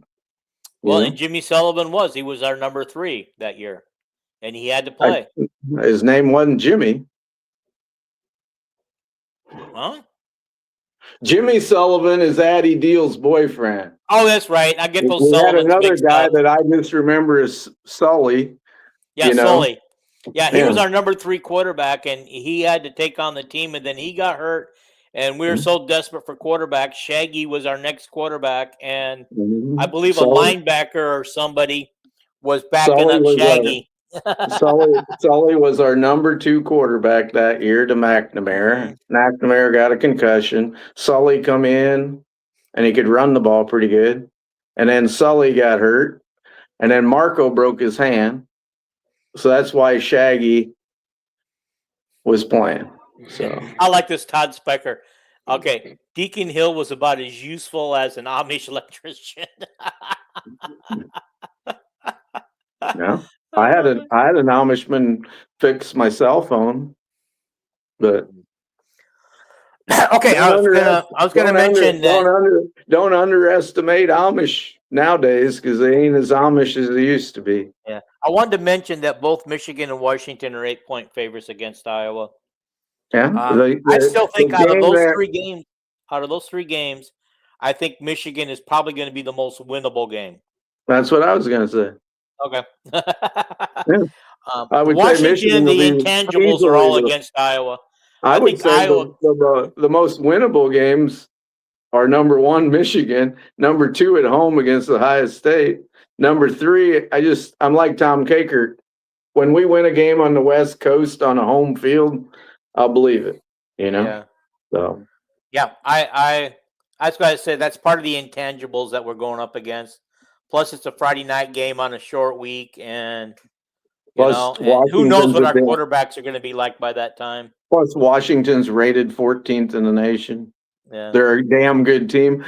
It's so funny to me. People live in the Midwest, and they act like they can't even recognize how good another team is just because they're out on the West Coast. That's because I'm going to tell you guys. I live on the West Coast, obviously, but that's because when I lived back there in the Midwest, all the West Coast games were in the evening, and you guys have stopped getting the television because they come on at 7:00 our time, 9:00 yours. You guys were no longer getting any football at that, so you didn't get to see any Pac-12 football. I heard Urban Meyer say on the Big Ten Network, Washington over the last 40 years has been one of the top 10 elite teams in college football history. They had a few down years here in the 2010s or something, but other than that, they won national championships. They got to the national championship game like 3 years ago. But last year them and Michigan were the two youngest teams in the Big Ten, and they had a good team last year. Yeah. Somehow lost to Wisconsin, but yeah. Todd, thank you for your comment. Nobody in Nashville thought we could beat Vandy either. So yeah, I see where he's coming from. Vandy says we aren't beating Ohio State. Stop dreaming. Well, you can quit saying we. Well, I agree with you because we is the University of Vanderbilt. You are not an Iowa guy. You're a Vanderbilt guy. So yeah, we are not playing Ohio State. You probably won't even get the opportunity to play the Buckeyes this year, because you guys couldn't even beat Iowa, So yeah, God, something's going on with my lighting here. I'm graying out here, but when I touch my light, it comes back, and then when I go back, it goes. Yeah, and people don't care what we look like, Dean. Yeah. Okay, let's continue on. Okay. Were you on the Kirk interview? Yeah, I'm working on it. Okay. Ferentz is high on the development of the offensive line and special teams going into fall. I'm going to tell you right now, I've got the O-line 7th. And, of course, I've already said I got the special teams 8th because I think there's a lot of question marks there. And it'll be interesting at the end of the season. I'm going to re-rank them. Right now, I've got running back and tight end tied for first place at 1 and 2. You know what the bad news is, Dean? What's that? Most of you guys will watch every Iowa game, and you'll have no freaking clue how good the offensive line played at the end of the game because you won't even watch it. Okay. I judge it by how well the quarterback is protected, how many holes that they open up for the running backs. And so, yeah, that's how I judge the offensive line. Now, I could be wrong on how I judge it, but okay. Ohio State is bringing back most of the most accurate quarterback in the nation, best wide receiver in the country. Iowa won't beat the Buckeyes. Well, I won't pick them. I'm going to pick Ohio State. I won't pick Iowa either, but I know that we beat way better Ohio State team than we were. Was that the last time they come to Kinnick? Yeah, they haven't been to Kinnick since. Yeah, we made a few trips. We made a few trips to Kinnick. I mean to their place, but they have not come back to Kinnick. The only time they were supposed to come back to Kinnick was during the COVID year, and they dropped that game. There's that game is known by 2 words. What? Here in Iowa, we call it the Woodhouse game, right? Woodshed game, yeah. Yeah, we call it the Woodshed game, and that's because the Des Moines Register came out the next day and said Woodshed. Yeah. Headline. Okay. My second part that I was going to say is Ohio State people, they remember it as the outhouse game because they played like shit. So. Okay. Quarterback situation, he indicated that competition continues. Mentioned that the spring allowed them to start at the start to build a foundation for the younger players. I don't know what that has to do with the quarterback situation. That's the only thing I have. He noticed that his team is a lot younger than it was in previous years, but has shown progress, which is probably why. And I want to talk about this. We've got 10 actual high school recruits coming in for 2027, and they're probably not going to recruit many more because I think what do you got? I can't read it. That's our high school commitments. Yeah, I got them down too, 10 of them. What I wanted to say is you skipped a couple things, Kirk. To ask him about the defensive line. That's obviously the biggest worry, right, Kirk? Yep. And he said, well, we don't have proven people there. But he said, right now, I'd say, and he was talking about defensive tackle. He says, we have 9 or 10 guys that can play right there right now. They're like the rest of our team, very young, and we have to develop them over the summer. Yeah.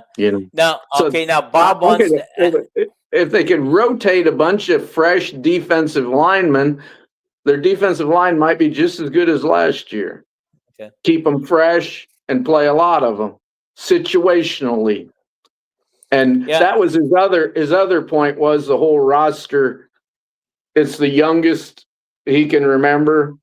And a lot of kids haven't been indoctrinated in the Iowa way yet, which means it's like he described the 2 wide receivers that are the fastest we've had for a while, the Diaz and Evans. He said they are too skinny. They look like they've never lifted a weight. They're going to they're going to lift weights now. And that's what he said. It's going to be a quick development year. And that'll tell us how good we're going to be. Yeah. Go ahead, Dean. Oh, yeah. Do the left-footed punters bring a different wrinkle for punt receivers? The ball rotates different, the opposite way. People have said that.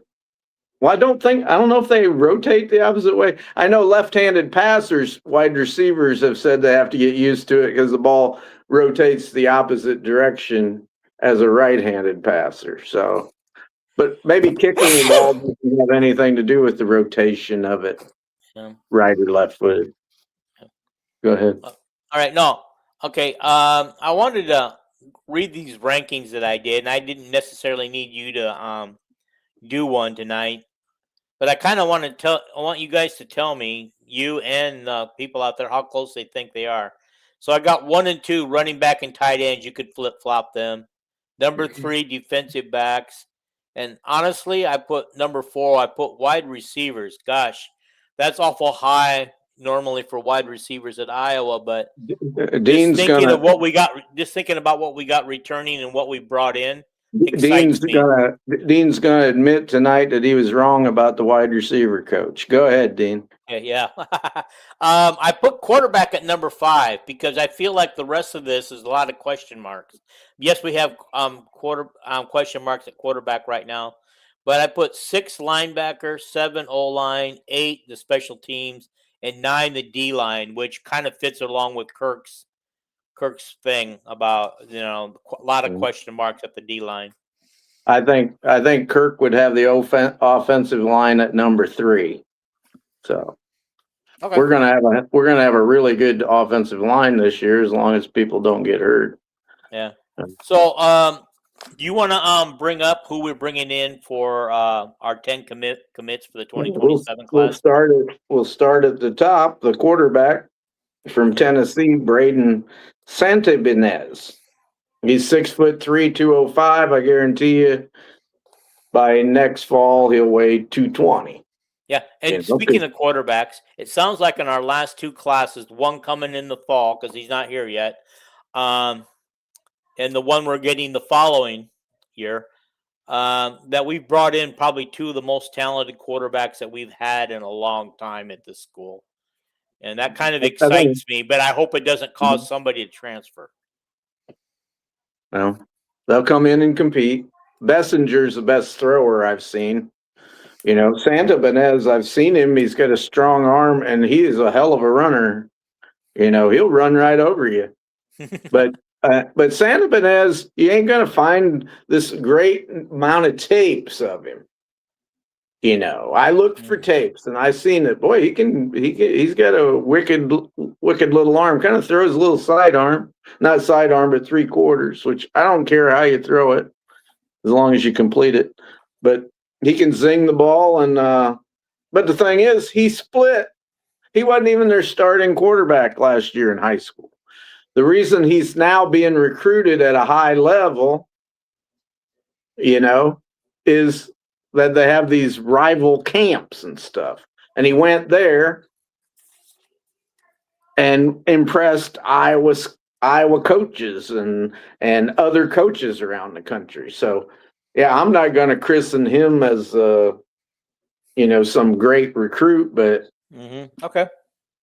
You got to have a little bit of, faith in Lester picking these guys out, and Tyler Barnes. Tyler Barnes picked out Bessinger last year. I don't know if I have too much faith in Lester because he hasn't really proven a lot.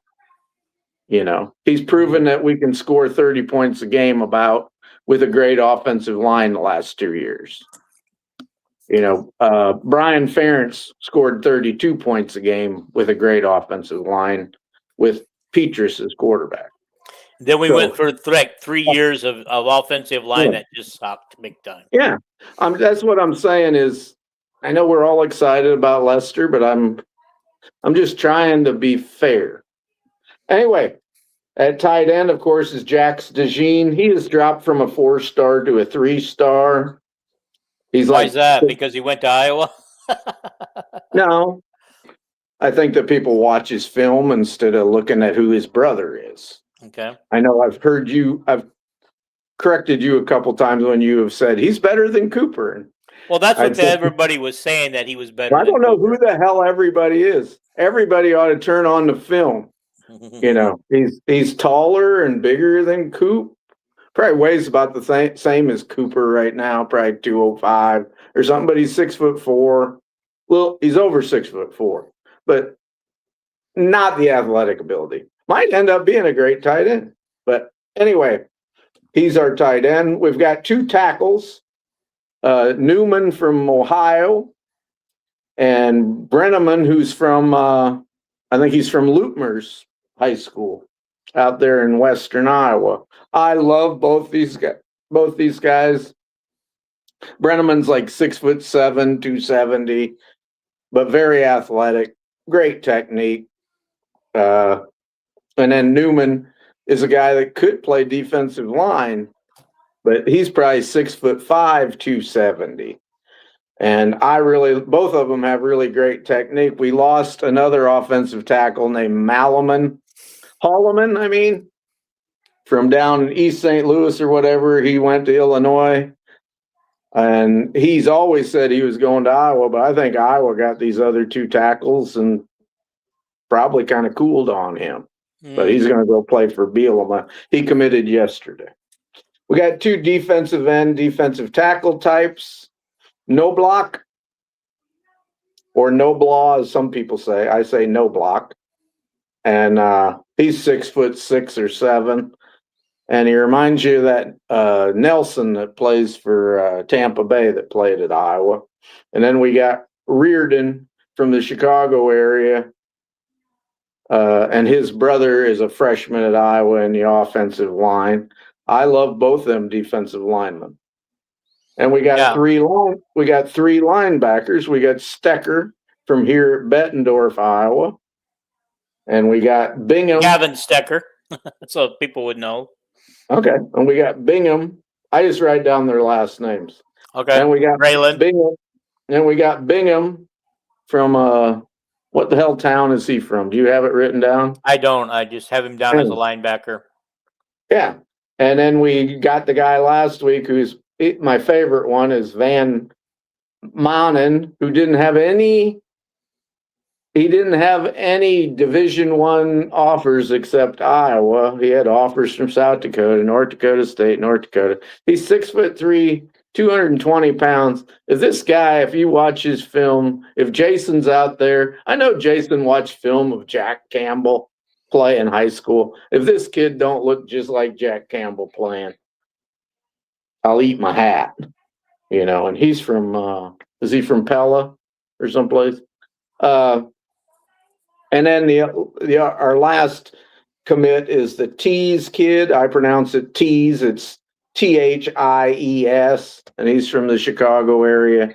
He's a safety cornerback cash type guy, and I like them all. Did you mention Nate Brenneman, offensive line? Okay. Yeah, he's the one from Lutmer's school. He's like 6'7", 260 pounds, 70 pounds, and I just love his technique, and we're gonna take a running back, and since Jay Norvell's come, he's offered some running backs in faraway places that we haven't recruited in a while, because he's very he recruited in the California area, the southwestern United States, and at his prior jobs all over. And we'll get a running back. We're going to recruit one wide receiver, I think. One of the guys that's visiting is, remember Donovan McNabb? Mm-hmm, I do. Yeah, he almost come down to Iowa and Syracuse. He's from the Chicago area, like Mount Carmel or someplace like that. Hayden wanted him real bad, but Hayden was getting old. And he went to Syracuse. Anyway, his boy's named Donovan McNabb Jr. And he's got Kansas State as his favorite. And anyway, he's one of the guys visiting. But we're recruiting. We only want one wide receiver, I think. And we're recruiting 4 or 5 good ones. I'm sure we'll get one of them. We're going to recruit a couple more. Another tight end. One of the tight ends we offered is Charlie Kohler's brother. I think he's from Norman, Oklahoma. I think he's going to go to Oklahoma. But Kohler played for the Iowa State Cyclones and now in the NFL, I think. But I have faith. Tight ends are like a dime a dozen. The last week of recruiting, we picked up some guy named Sam Laporta in February. That he was going to go to Bowling Green. And he comes to Iowa, and he might be as good a tight end as we ever had. This recruiting rating stuff is not what it's all made up to be, Dean. You know that. A lot of it has to do with who's recruiting them. Like if Ohio State and Michigan are recruiting him, he's probably a 5-star, so they just throw a 5-star on him. If Iowa's recruiting him, it's probably 3 or 4-star. If Ohio State and Michigan don't have their claws in it. But I guarantee you, like a Jack Campbell, a Cooper DeJean, Sam Laporta, when they get an Iowa offer, they go from being a 2-star to a 3 or 4-star. Oh, Iowa must want them. It's a tight end and Iowa wants them. They can't be a 2-star. There's some 4-star tight ends that Iowa didn't even recruit this year from Iowa. They didn't want them because Kurt didn't think they were good enough. Well, I can name a couple of them. Either that or two, they really vet these guys what their home life are, what they're like personally, and they want them to come in here and fit into an Iowa culture, because you remember the one year where Kirk got all those 5-stars out of Texas, and only one of them hung around for a little bit, and then he eventually left. But the other ones never came, and he didn't want that kind of attitude on his team. He did not like it, and he kind of quit going for the most talented people he could get, and started looking for people he could develop that were underappreciated, not underlooked over, and that kind of thing, and people he thought he could develop into Iowa culture, and people that could take time to develop. And Todd Spiker says this: if anybody can develop under radar guys, Kirk and Phil are the ones, and they have been doing a great job. over the and years. People who are not been highly recruited and end up the guy in the NFL. And the guy that's the real secret is Tyler Barnes. He finds these guys, like this Wallace kid who's probably going to be a starter this year at Cash. Nobody knew anything about him.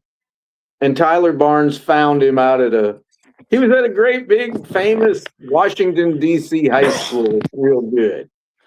So he sent Phil out to look at him. They come and they go, oh, another Phil Parker find. No, Tyler Barnes found him, But what I was going to say, and here's another thing. Last fall, one of our guys there, Vandy, brought up Tate Wallace from Iowa City.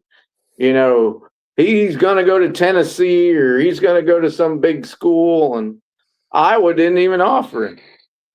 I don't think he even visited Iowa. Iowa didn't think he wanted to play linebacker, and Iowa told him, you ain't playing linebacker at Iowa. We'd move you to defensive end. And he didn't like it. And he never today he committed to Minnesota. Minnesota, other teams looked at him and he didn't get he visited Notre Dame, but Notre Dame told him, we're not going to offer you a scholarship. Notre Dame had the same view of him as Iowa did. Yeah. Iowa is usually pretty good at evaluating players. They come in at one position and pretty much evaluate and ask them switch to another position because they think they'd be better at that. Example is that the guy who called himself the Swiss Army knife and left Iowa for Purdue. Iowa wanted him to be running back, but he wanted to be wide receiver. He did one season at wide receiver for Purdue, didn't get that many throws to him. But the following year with the new coach switched him over to running back. Duh. That coach knew something that Kirk Ferentz and company knew already, that the guy was a running back, and now he's in the NFL being a running back. We're done recruiting linebackers. We got 3. We're going to get probably 2 more defensive linemen at least. People talk about their defensive line. We ain't going to be that good this year, but we got a lot of young defensive linemen. And we're going to get probably 4 in this recruiting class. And we're also going to get probably 3 or 4 defensive backs.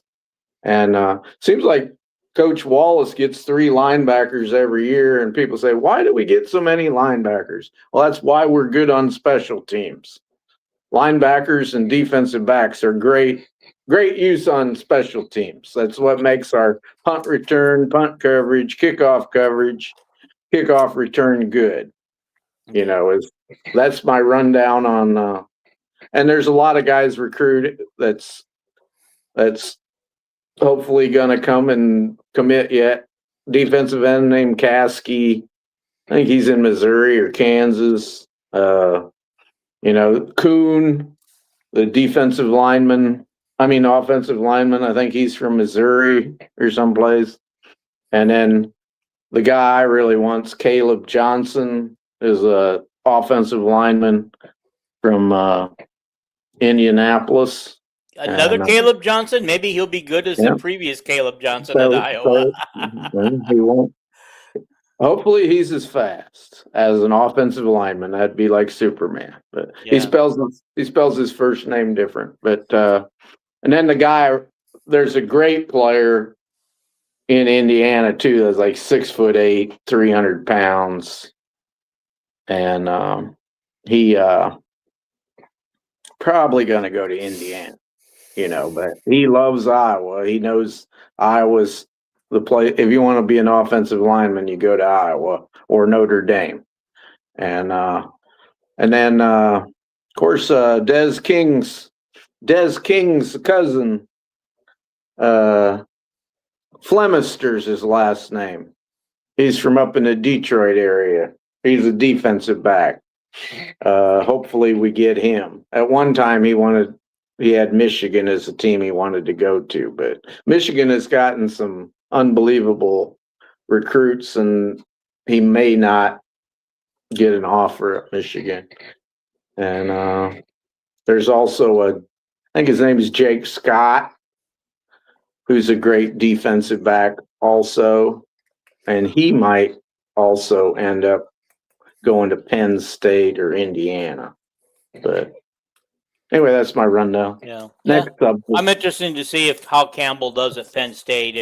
If he can take this team to even more elite level than what he got Iowa State. There's no question he got Iowa State playing better than they had in a long time. Yeah, there's 2 teams that you can mark down. 3 teams that you can mark down are going to the college football playoffs next year because of their crappy schedule. Penn State. Well, it's Penn State. Notre Dame has the easiest schedule in the country. The only tough game they got is Miami.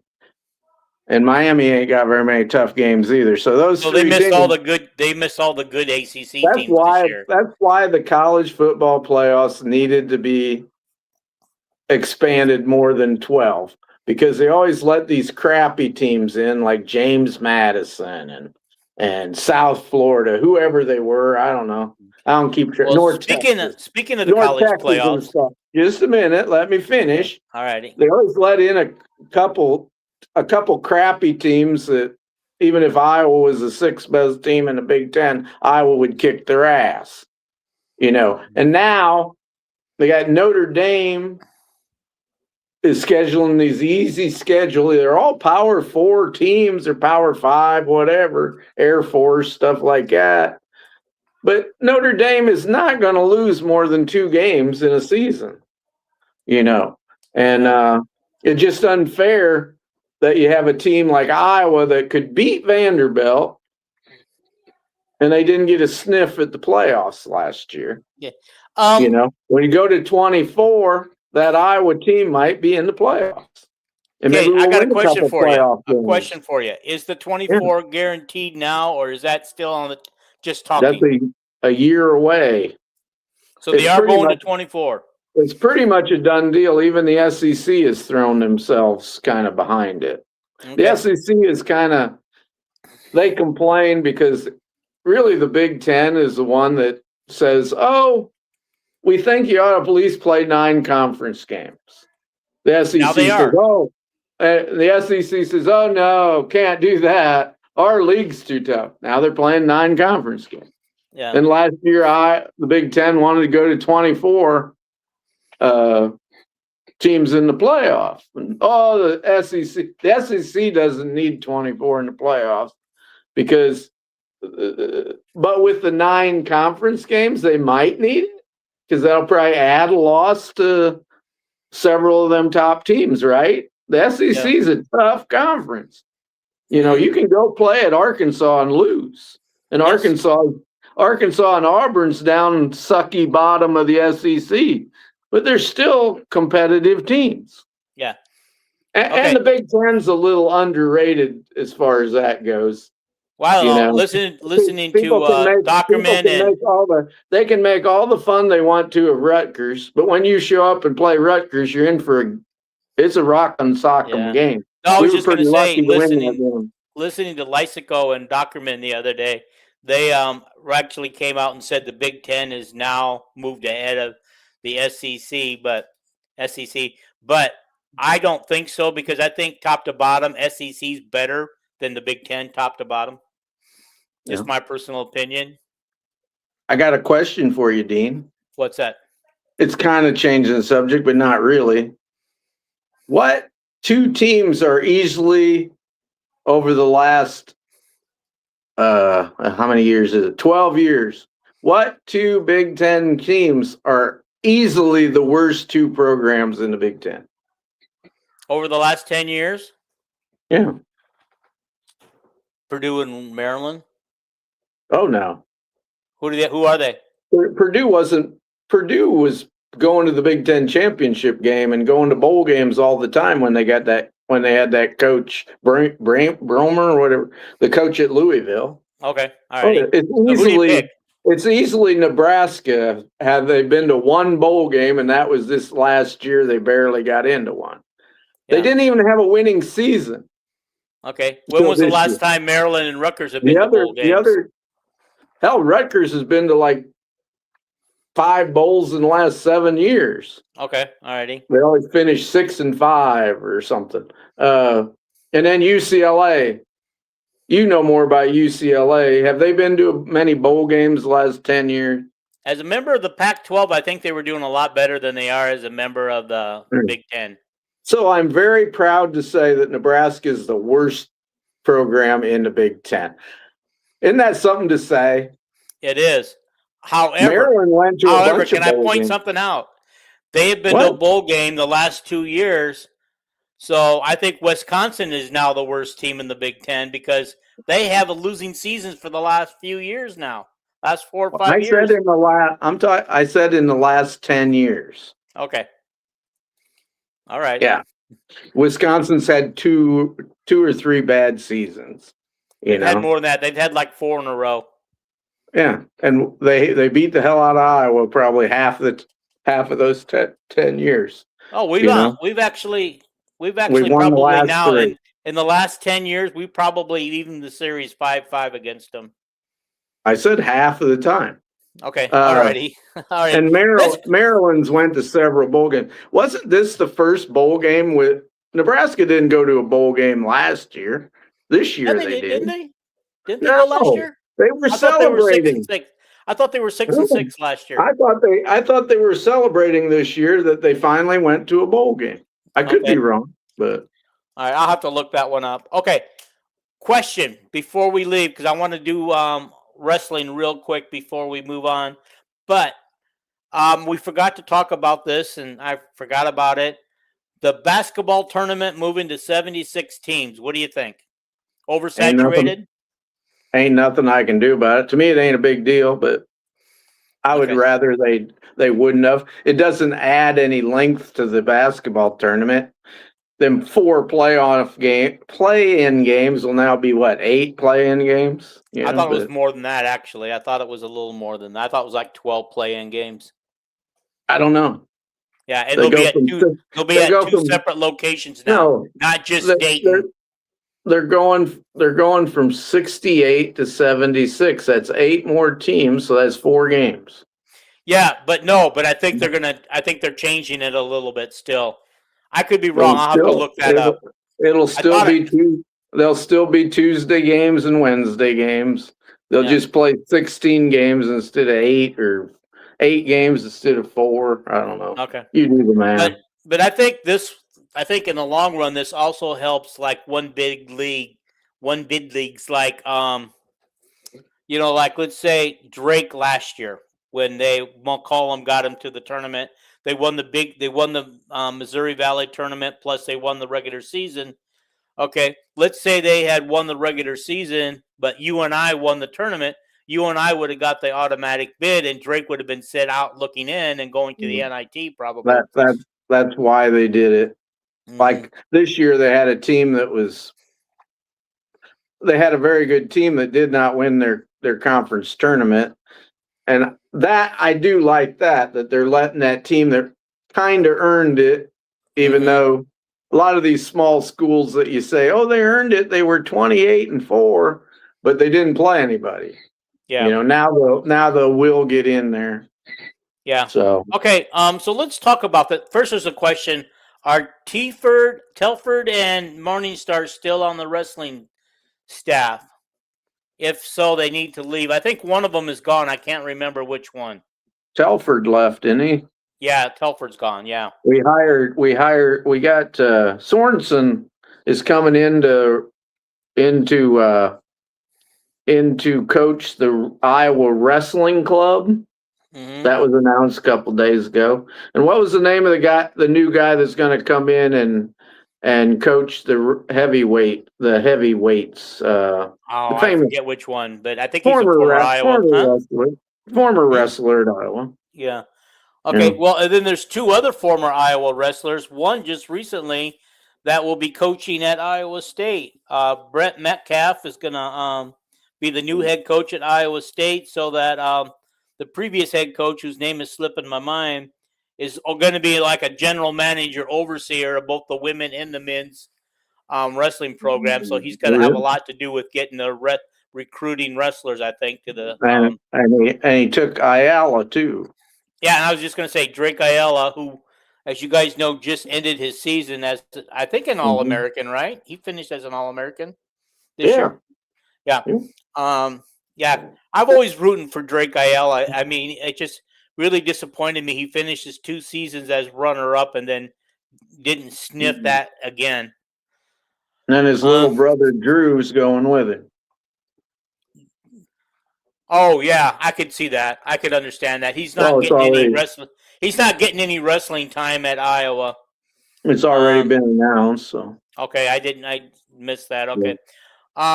So we got this new guy transfer from the JUCO college named Ray Griffith at heavyweight, All American, who finished on 4th and 6th place the last 2 years at the junior college level from North Idaho College.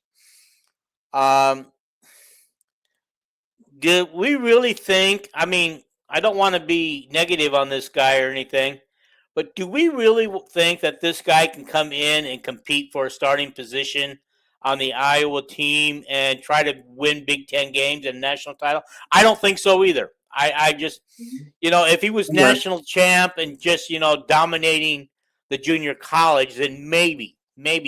But I think this is like, I think you mentioned it yesterday. He might be just a wrestling dummy, somebody to practice with, to wrestle with and I mean, practice.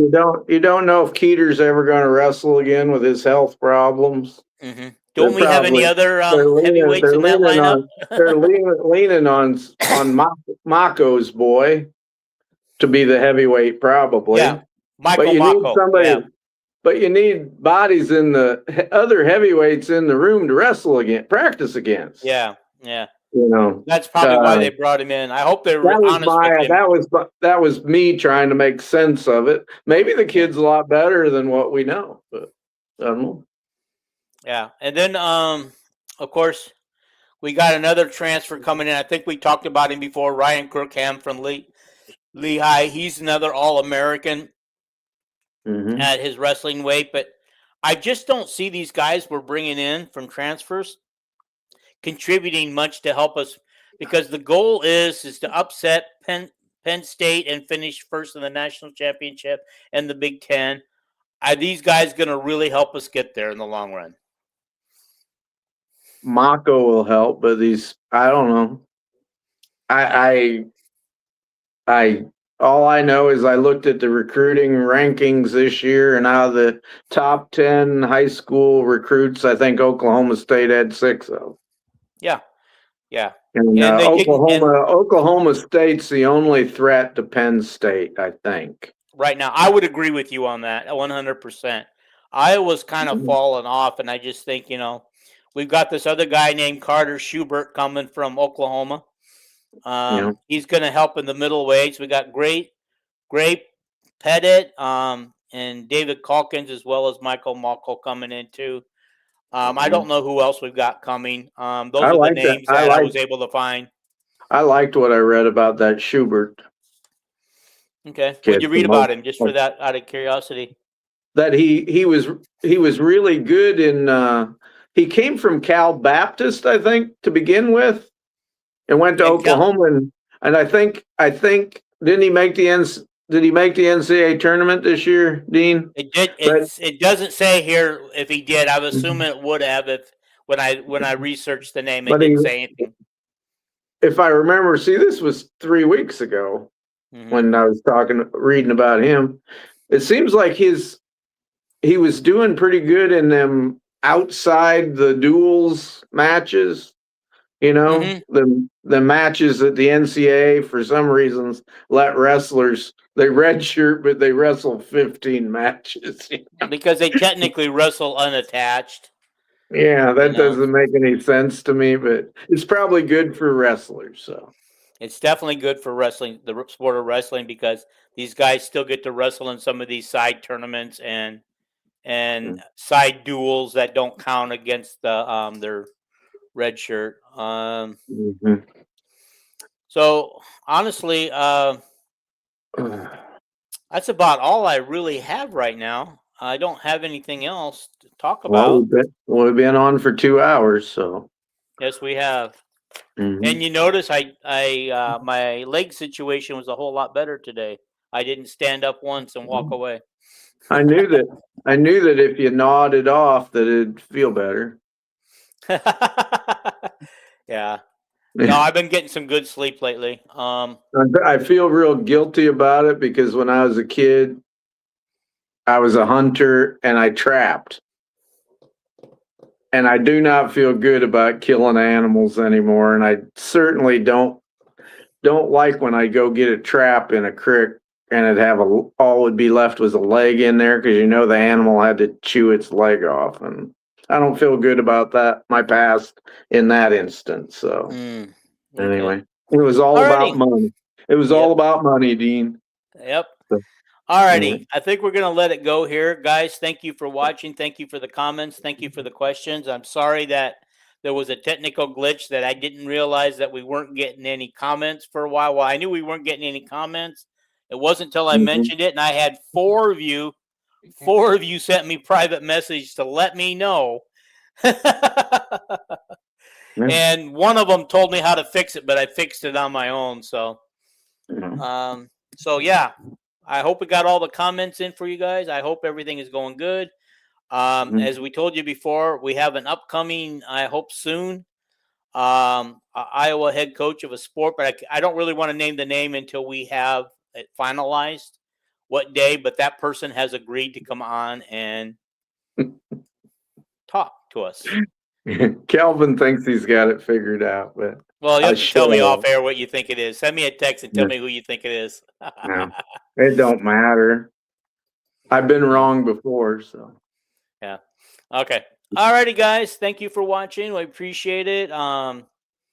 We might be back later this week with breaking news, or maybe we'll just wait till Sunday. We'll see how it goes. I've been so busy this last several weeks. I'm getting ready to move into my new place, and we're renovating it. And I was all prepared on Wednesday night. Had all this stuff fresh in my head. Tonight, I'm like, none of this is fresh. Other than the WNBA yesterday and today or something. But I was so prepared. And then Dean, you're halfway through the day, and Dean goes, "I'm canceling the podcast because I am totally unprepared."